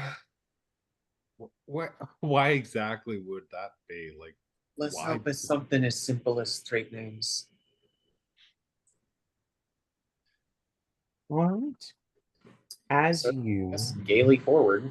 Let's not go through the middle of the square. Should we like skirt the edge of the square? Yeah, let's try and stay down. Y'all follow. all right. Are you all making a stealth check or are you all just walking around? Yeah. Stealth it is. Think I'm gonna go ahead and cast invisibility. I guess we're doing another stealth check. Yep. Another stealth check. God, mine was a 13. 6. Why does it do that? I'm really starting to get sick of these dice. You need to just get real ones. I got an 8. Yeah, get your own clicky classes. Should I still roll stealth if I'm invisible? Yes, because advantage. Roll with invisibility advantage. with advantage, because invisibility doesn't dampen sound. Right. So if you like kick a rock, people are going to be like, "There's something there." They just won't Oh. see you. Nice roll. I'm good. Got a 20. Just roll for Jed. Who's rolling for Oh, Jed? shit. Piss. Hang on. Let me see what his thing is. It is okay, and then cross your fingers, gents. Yep. 7. All right. Silvery bar. I guess You just silver barbs yourself. technically you could. Oof. All right. Let me do it again. 15. Well, unfortunately, with the It's not. If we take a short rest, I get that Warlock spell slot back. Oh, fair. Plus, I have the ring. Unfortunately, true. Unfortunately, with the amount of single-digit rolls you all had, Fair. you all are walking very close to one of the sort of stalls. This one has a hand symbol, and it is next to what appears to be a very large grate of this sort of twisted wrought iron grid that looks like it's probably about 4-inch squares on this almost like 4-foot by 4-foot grate. And you hear rushing water underneath of it, and steam is rising from it. And one of you kicks a box The rotted wood on this box splinters, and spilling out of it are human body parts. What Ears, they hands, fingers, toes, feet, skulls. What was this city? That's not a good sign. They were in a box, and there were those signs, right? Yeah. Oh, I Are they think they were selling for sale. selling body parts? They were. Oh, it's a city of wizards. They were selling. You don't. Oh, they were. They could have been selling. Oh, it's a And the flesh skull starts chattering. The Oh hands, the no. fingers start Oh moving. no. I The hate this. feet start hopping, and they begin to swarm you as another box explodes and more of these come out, and these body parts begin to swarm you. Jed, why'd you Well, have to get that that's box? And I need everybody was to roll definitely Jed. initiative. Was definitely dead. I mean, he did load the roll list. Or Since I roll totally list. did use that silvery barbs, I definitely am going to use that ring, but I'll give the advantage to Chauncey again. Thanks. 13. I got a 15. 13 for Velantrios, 15 for Okay. Chauncey. Guinevere gets a 16, and Jed is a +2. Okay. Jed gets a 6. Dog, it's a 19. 19. All Okay. right. So we are starting with Shaw, followed by Guinevere, and then Chauncey. Great. Reminds me of that scene from 15-foot cone. How much of this could I hit without hitting friends? You would be able to hit one of the swarms. Since the swarms are kind of swirling around you, you would only be able to hit one of the swarms. What, like one swarm with a cone? Okay. Yeah. Well, honestly, it's like probably my best bet. Well, I could do chill touch. I'll just do chill touch on one of them. Which I does a 19 hit? Yes, a 19 hits. These things are not that hard to hit. 6 necrotic damage, and if they're undead, something happens. I don't remember. Oh, they can't regain health, and they have disadvantage on attack rolls against me until the end of their next turn. All right. Well, then that is I'm assuming they're that. undead. It's their body parts. Yes, you watch as some of like the fingers and the toes like wither up and stop moving as these things all kind of like bounce and hop around you. Is there anything else that you would like to do? Nope. All right. We're moving on to Guinevere. Oh, God. Okay, I'm sorry. What is this? Is this a swarm, or are there like multiple creatures to target? There are 2 swarms, essentially. Mechanically, there are 2 swarms. There are a shit ton of body parts, but their count is 2 swarms. Okay, gotcha. All right, so I guess we'll just go, I don't know, swarm A. And we will, we'll actually, yeah, let's try to bane them both. But first I will give one of them. No, actually I lied. Yeah, I'll just bane them both real quick, and then we'll see what else I want to do. All right. What is Bane? Bane's a charisma save. Ooh, they are not very charismatic. I figured a bunch of bones would not be. They got a 13, so 10. So one of them is baned. Word. The other one got a 7, so 4. -3. Mm-hmm. So they're Okay, both baned, so they get a -1d4. Yep, they're gonna get a -1d4 from the next attack roll or saving throw that they make. Mm-hmm. And then I will do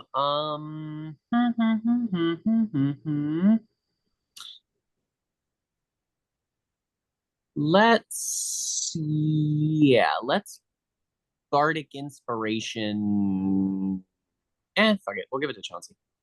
Oh, I've got a silvery barbs and a bardic inspiration. Yes, you have advantage and a +1d6 you can use at your leisure. Hell yeah. And that also counts for damaging and healing spells as well. You can use that Bardic Inspiration as the damage or heal die. Ooh, spicy. Awesome. Speaking of, next up is Chauncey. Hell yeah. So there's 2 swarms, right? Yes. I'm a hammer 1, and I get advantage. Andy swings. That's 22 to hit. That will hit. Wait, hit? Okay. So that's going to be 4d6. Do I need to separate the fire damage and bludgeoning damage? Yes, separate out the bludgeoning damage. Okay, so 5 points of fire damage and 3 points of bludgeoning damage, plus 5 more points of from the modifier damage. So 3 points of bludgeoning, and then an extra 10 damage off fire. They are still up, but it's like a skull, a foot, and like 2 or 3 fingers and part of a jawbone. You have reduced this swarm significantly. Okay. Is the other one close enough that I can also just hit it with the other attack? I would say yes. Okay, I'm gonna hit the other one.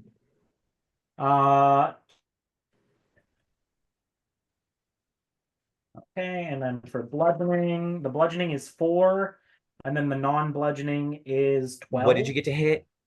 Oh, sorry, 27 to hit. 17. Okay, yeah, that hits. I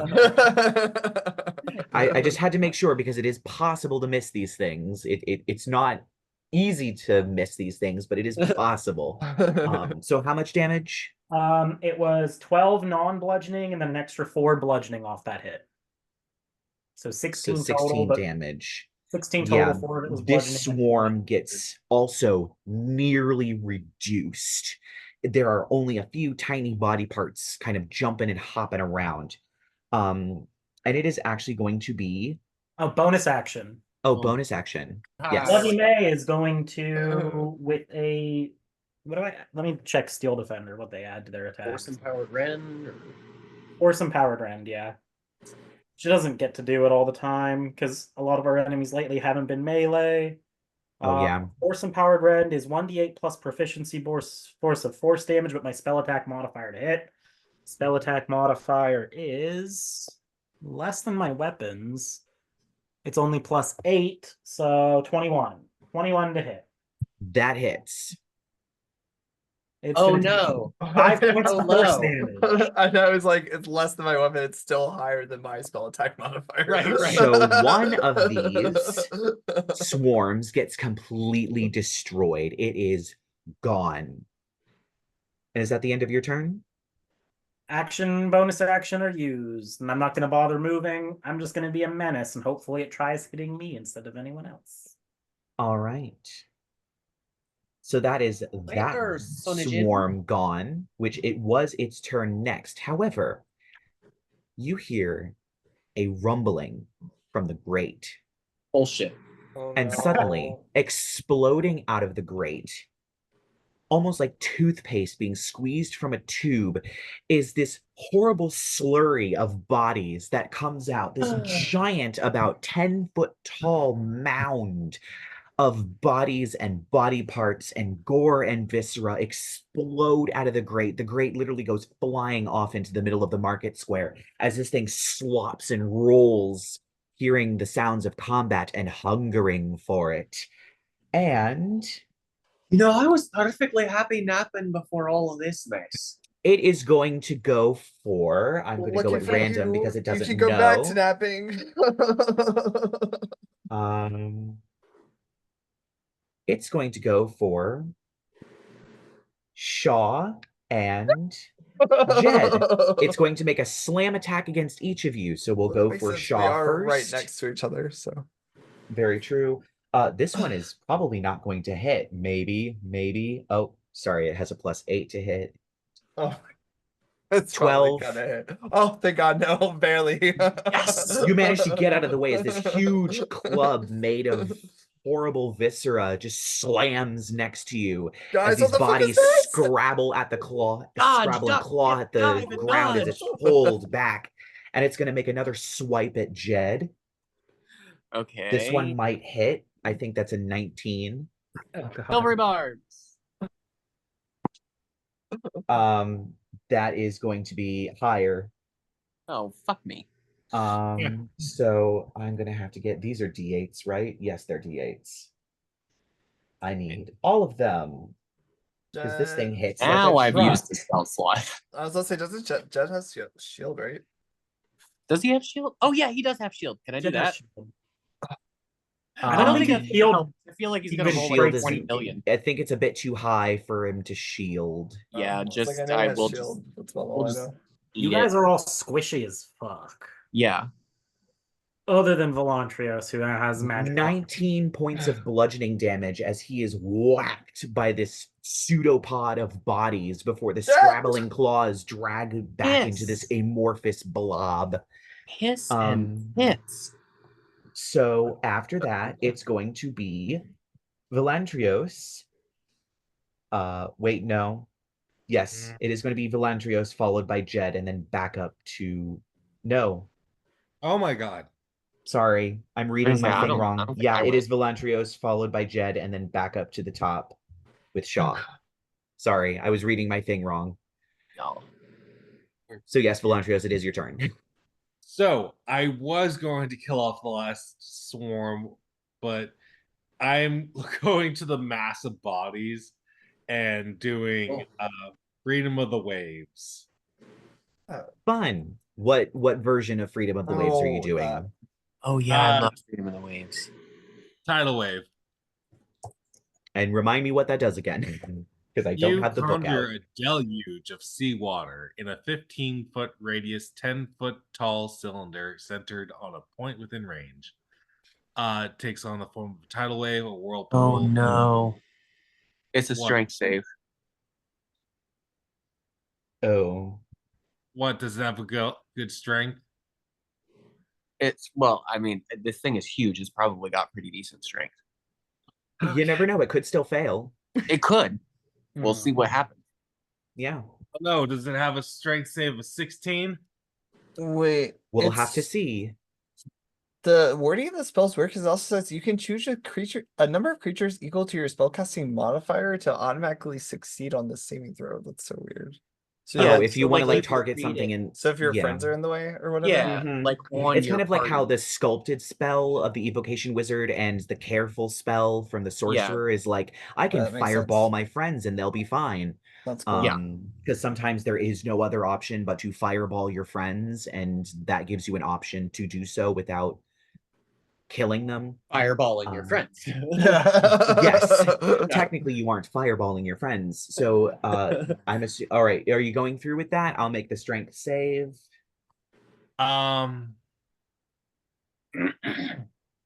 I think instead I'll go with Bane. Bane. All right, so it's charisma. It's significantly more charismatic than the just the limbs. Never mind. Well, they had a But -3, so They had a being -3, so more significantly charismatic- is not that good, I but was it's gonna say- better, but not good. right. That's what I'm saying. I'm Yeah, like, just they go for hit, it. so- I will say Alright, if you're going through with Bane, it rolled an 11. It's a Okay. 16. So it is baned. Yep. So You've minus a successfully D4 on the baned next this first creature. save. So yep, until you stop concentrating, this creature gets a -1 D4 on all its saving throws and attack rolls, which could be the difference between life and death. Yep, so I did that. Not like I can do anything else. Go ahead, Jedidiah. Yep. Oh, so shit. Jed, you're up, and then Shaw, you're on deck. Forgot I'm also Jed. Oh wait, actually, Jed, get your head in no. the game. After Jed is the remaining swarm because you never yeah. killed it off. No, it isn't. Oh, it's No, it Jed's gonna isn't. help out with Oh, that. Jed's gonna kill it.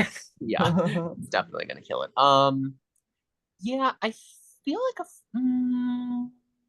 could a firebolt do it, or do I want to? No, let's guiding bolt it. Let's just do it because it's undead radiant damage, and that's 4d6 at base. So The tiny swarm that is like Yeah. 3 various body parts. Yep. All right, cool. Yep, just gonna guiding bolt it. I think it's the only thing he has that's like radiant damage and cantripy, and isn't gonna use a whole ass spell slot and shit. Well, it is going to use a whole ass spell shot. Oh wait, spell yes, slot no, and it is. shit. That's not a cantrip. You could No. toll the Okay. dead it or something. That's it. Oh yeah, I guess I could do that. We did say it looked pretty damaged. It was incredibly damaged. It's like a hand missing its pointer finger, an ear, and a hopping foot. Sure, toll the dead. What saving throw is it? Wisdom? Wisdom? It has a -1 for wisdom, but it rolled an 18, so it gets 17. Fuck. Yep, 17 meets. So, Meter beat, so it takes no damage. yeah, I feel like I've cast Silvery Barbs like way too many times already. So I'm just gonna leave that just gonna leave it alone. Okay, and he's got what does he have for like fucking bonus actions? Let's see what we got. Just I the think he healing has light. Quicken spell. Healing light, Misty Step. Does he have Quicken spell? I think he does. Check. Let me see.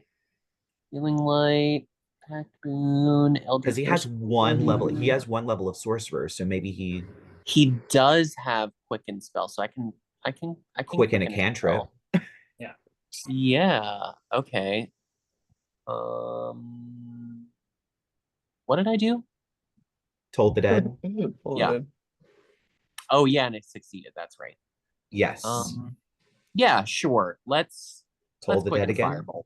Oh, firebolt. Okay. Yeah. Roll to Screw it. attack. It's not hard to hit. Okay. Hang on. What's his plus? Yeah, he's a really good plus to hit too. So Yeah. Okay, and that's we're fine. That's 24. All right. Can he do 6 points of damage? Well, it's a D10, so let's see. Hang on. It'll Yeah, it's be a 2d10 because of Oh our no, yeah, it's 2D10. Yep. plus it's Mhm. fire damage, so his feature will add his charisma to it. Oh, yeah. Heard. So there's no way you can't deal 6 damage because he maxed his charisma. Oh, true. Yeah. So Yeah. the 5 + 1 will kill it. Oh yeah, And yeah. So it's dead. yep, it is dead. He roasts it alive. There we go. And it is no longer acting. So we are back up to the top with Shaw, followed by Guinevere, and then Chauncey. Jesus Christ. You now only have the goo pile. Yeah, right in front of me. Amazing. Wonderful. Gonna be like really selfish right now, I think. Wait, you know what? Actually, I'm gonna do another Rhine Spine Ice. Fuck it. I'll do a 3rd level. Let's make a con save. All right. It's okay at those. It got a 23. Oh yeah, it's fine. Silvery barbs. Are you actually silvery barbsing it? Yes. Okay, definitely not. It rolled a 6 + 3, so There it we go. it fails. Yes, it's 17 damage and it's frozen in place. Who's up next? All right. I believe it is Chauncey. you, Guinevere. And then I'm gonna Then we'll give it to Chauncey. I'm gonna get as far away from it as I can. You are within its melee range, so it is going to make an attack of opportunity because it is not that smart and not that strategic. So it's just going to flash out violently. It's fine.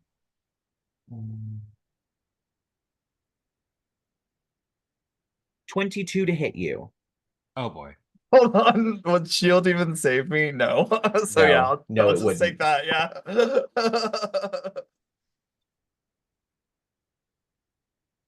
It's going to be 18 points of bludgeoning damage as you Jesus just get Christ. whacked. Yeah, no, I need to get the fuck away from this thing. Holy hell. As it Yeah. continues writhing violently while in the ice. And yeah, I will... okay over there, pretty boy. No! Keep it up. Yeah, just as far away from it as possible. Jesus. Yep, with your full 30 feet of movement, you run across the open square. Guinevere just shot. You're doing great.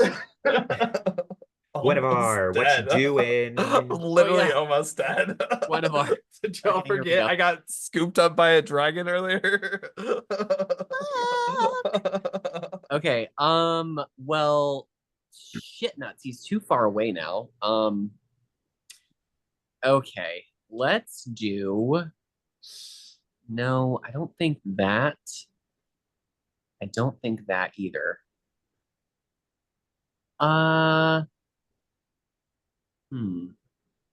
Yeah, actually, that's what we're gonna do. I'm gonna see if I can get this thing down on the ground. Hey, ugly! You want to hear a joke? I'm gonna cast Unsettling Words and Tasha's Hideous Laughter.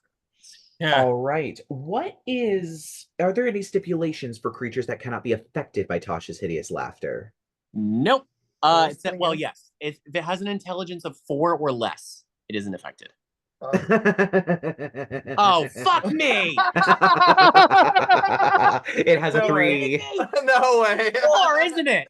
It doesn't get your joke. It's 4. Your joke went It's- over his head. All of the heads all simultaneously turn towards you as it's continuing to writhe horribly. It does not understand you at all. Well, the great thing is it didn't have to make the saving throw, so it still gets a minus 1d6 to the next saving throw it makes. So there's that. That's what fucking Guinevere did. Hell yeah! At least it's still frozen, right? It is Yes. frozen, It is frozen. and it has a minus d6 on its next save, so it has to use its action to break out, so it can't attack on the next turn. Okay. So, I and you think have it can- advantage on your I It next. think can still can still attack, it just attack, can't yeah. move. Yeah, it just can't move. It has to use It has to be in action melee break out, range. doesn't it? Yeah, it has to use an action to break out if it wants to move. Yeah, If it just wants to attack anything in melee range, it can just do so. yeah. I think so. Oh. Well, Yeah. it says hindered by ice. Oh, a hindered creature speed is reduced to 0. So that's, Yeah. So its Yeah. speed is 0, but it can still attack. Hindered is a Melee. weird way to put that. Yeah, it should have been restrained, really. Yeah. Anyway, so I believe if that's the end of Guinevere's turn, it's going to That what be good it did ya? Chauncey. Okay. Smack with hammer.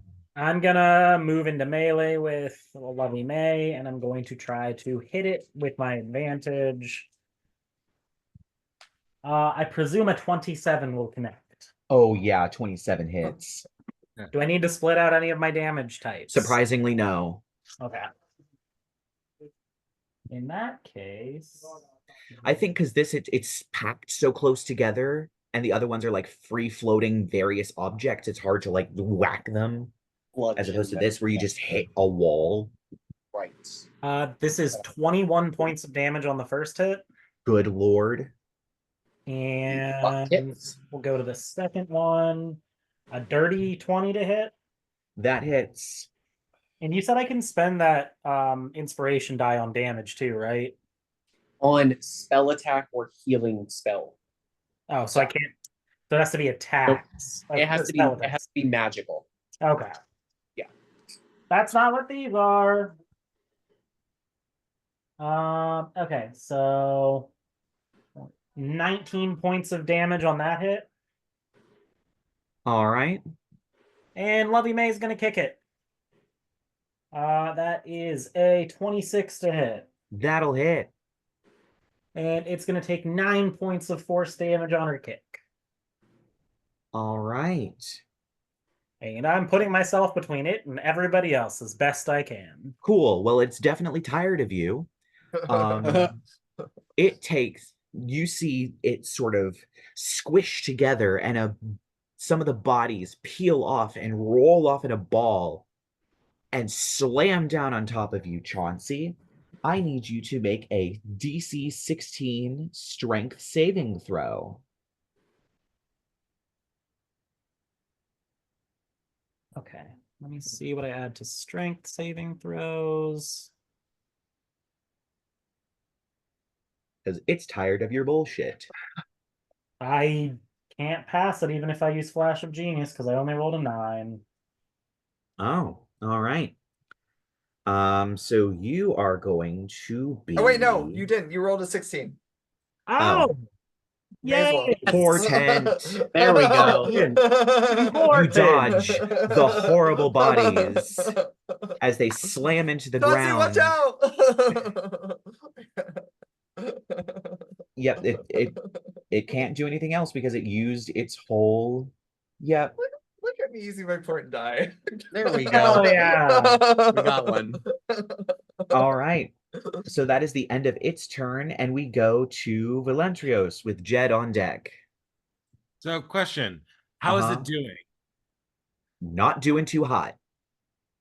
Okay. Um, and how far away is it? It's like 20 feet from you, 10 feet from you, something Probably like that. 20 feet from you. Everybody else, most people are in melee range, but it's probably maybe 20 feet from you. You can move up to it if you want to melee it. No, I was gonna do summon Fae, but instead I'm just going to do Sacred Flame. All right. Since it is restrained, it has disadvantage on that dexterity saving throw. And it still has Guinevere's thing on it, so it'll take a minus D6 anyway, because That as well. it causes saving throw. I'm not even going to bother with any of that because it rolled a 9 and it has no dexterity. So roll damage as you just slap it with this sacred flame. Perfect. That is going to be 8 points of damage. That is a pretty substantial bit of its health. As you watch some of the light burn away at these bodies. Jed, what's Jed doing? Guiding bolt. Cool. Yeah, let's just do first level again. Just use another first level spell slot. Mm-hmm. Okay, and that is a +9. You get the guy. Oh, fuck. Well, that was an 11. Unfortunately, that does not hit. Definitely does not hit. No, it does not. As it seems this creature is severely damaged. It is dropping dead bodies off of it, and he was aiming directly for a part that moments before he fired sloughs off onto the ground, and it fires off into a distant building. I hate this. I hate this Beautiful. Imagine the smell. Oh, it's bad. I already hate this city. We should have never left the ship. Ooh, it's gonna get worse. Well, I have no more sorcery points, so no more quicken spells. And you know what? I do have healing light though. Let's healing light Shaw. Can I do that? Does it have enough range? Let me. And it's a bonus action to use, right? Yeah. Yeah. Okay. Yeah. Okay. Let's give him 4. He's got 7, so it's 4d6. Let's see. 1, 2, 3, 4. Okay, that is 17 points you can regain. Thank you. I'm back above half. There we go. Oh, damn. I was almost dead. Yeah. Like... Oh. Yeah, that was rough. All right. Yeah, I think that's probably it for Jed. All right. So back up to the top with Shaw. Oh yeah, I guess I was running away. Turn around. Yeah, you were. Now that you are suddenly reinvigorated by a familiar healing light. Chill touch does a 14 hit. A 14 does hit. Oh, thank God. As the little Tressum paw comes up and bops it on one of its many heads. 5 necrotic damage. Oh, it's boy. Still something. Cooking. Kind of cuteness. Also, you said there are like stalls around. Can I just like duck into one of those? Oh my God. Yeah, I'll say that you can use your movement speed and get full cover. Cool. I just don't want to be out if one of those dragons flies by or something. I will say, as you duck into one of the stalls, that. you see a bunch of open crates of these moldy body parts, and it is disgusting. You nearly vomit, but you have full cover. You may no longer have a full lunch in your stomach after this encounter, but you will have full cover. Yeah, I rolled a 3 on a con save, so we'll just say lunch is. Yeah, you all watch as Shaw heroically vaults over the like a table underneath one of the stalls, and then 1, 2. And it ends up on the body parts. Just increases the smell. Oh. All right, so No, after wait. Shaw, it is I'm gonna- Chauncey. You have successfully dodged it, attempting to entomb you in bodies. I think Guinevere goes before me. Oh, yes, Guinevere does go before Do you. I? Yep. Oh, okay. Yes, 16, okay. 15. Okay. I do.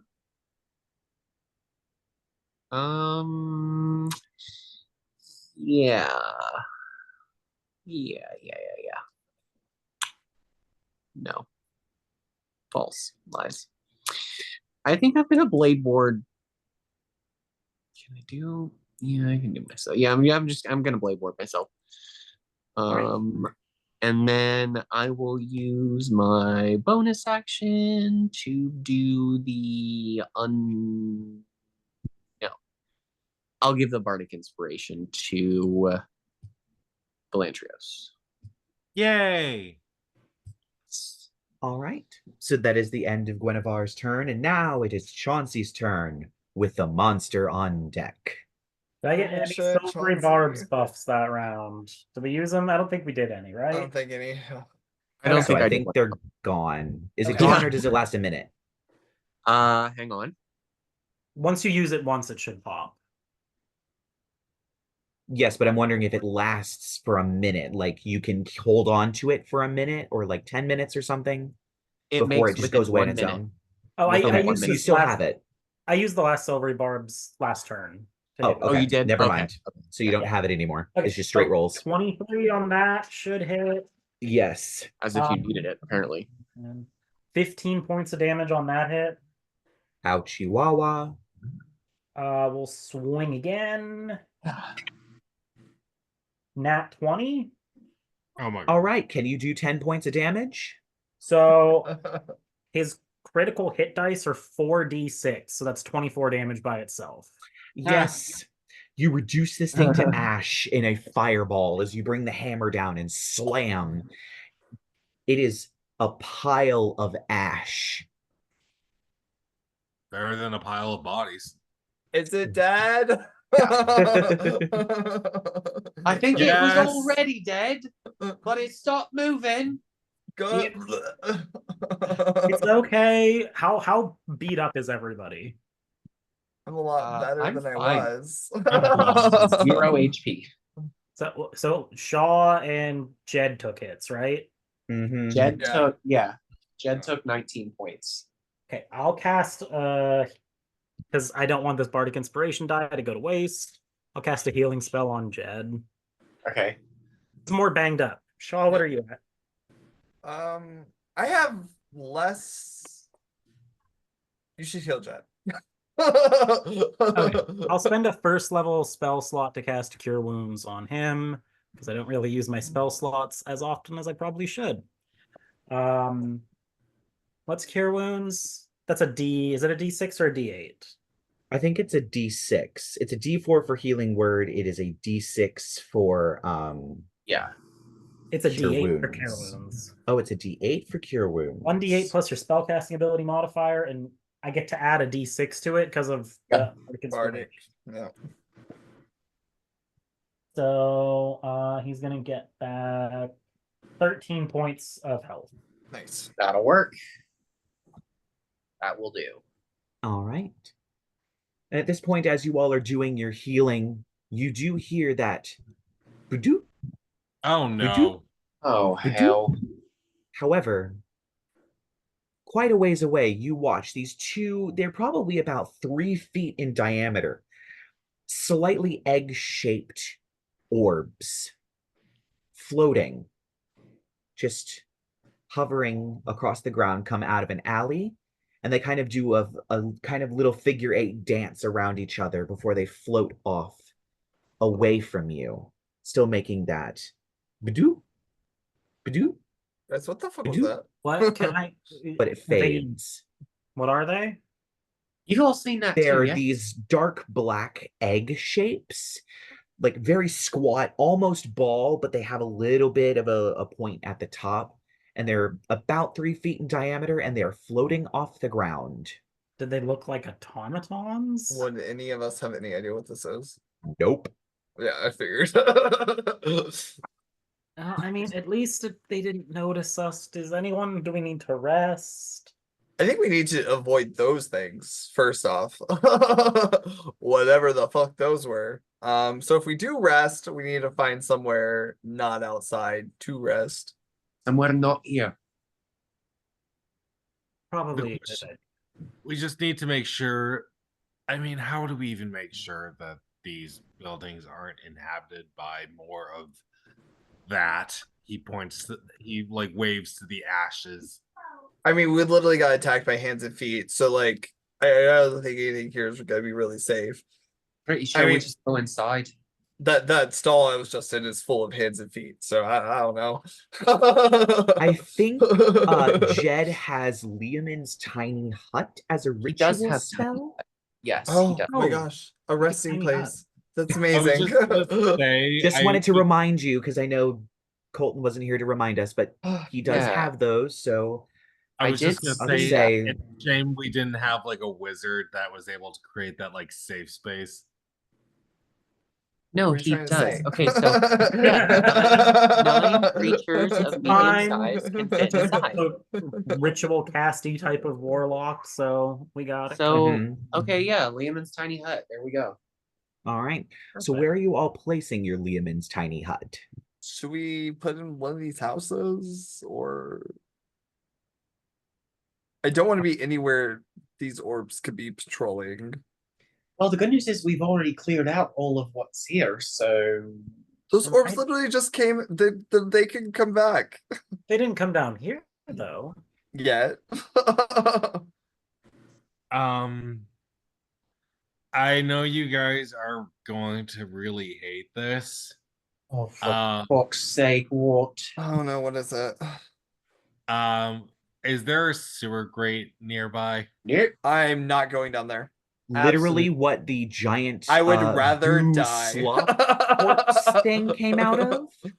I would There is rather a die. 4-foot square hole in the ground, like 20 feet away from you, that has smoke coming out of it, and you hear rushing water. Nope. We should However, the horrible body pile came out of that. Yeah. No. Let's just try one of the houses nearby. Yeah. All right. Okay.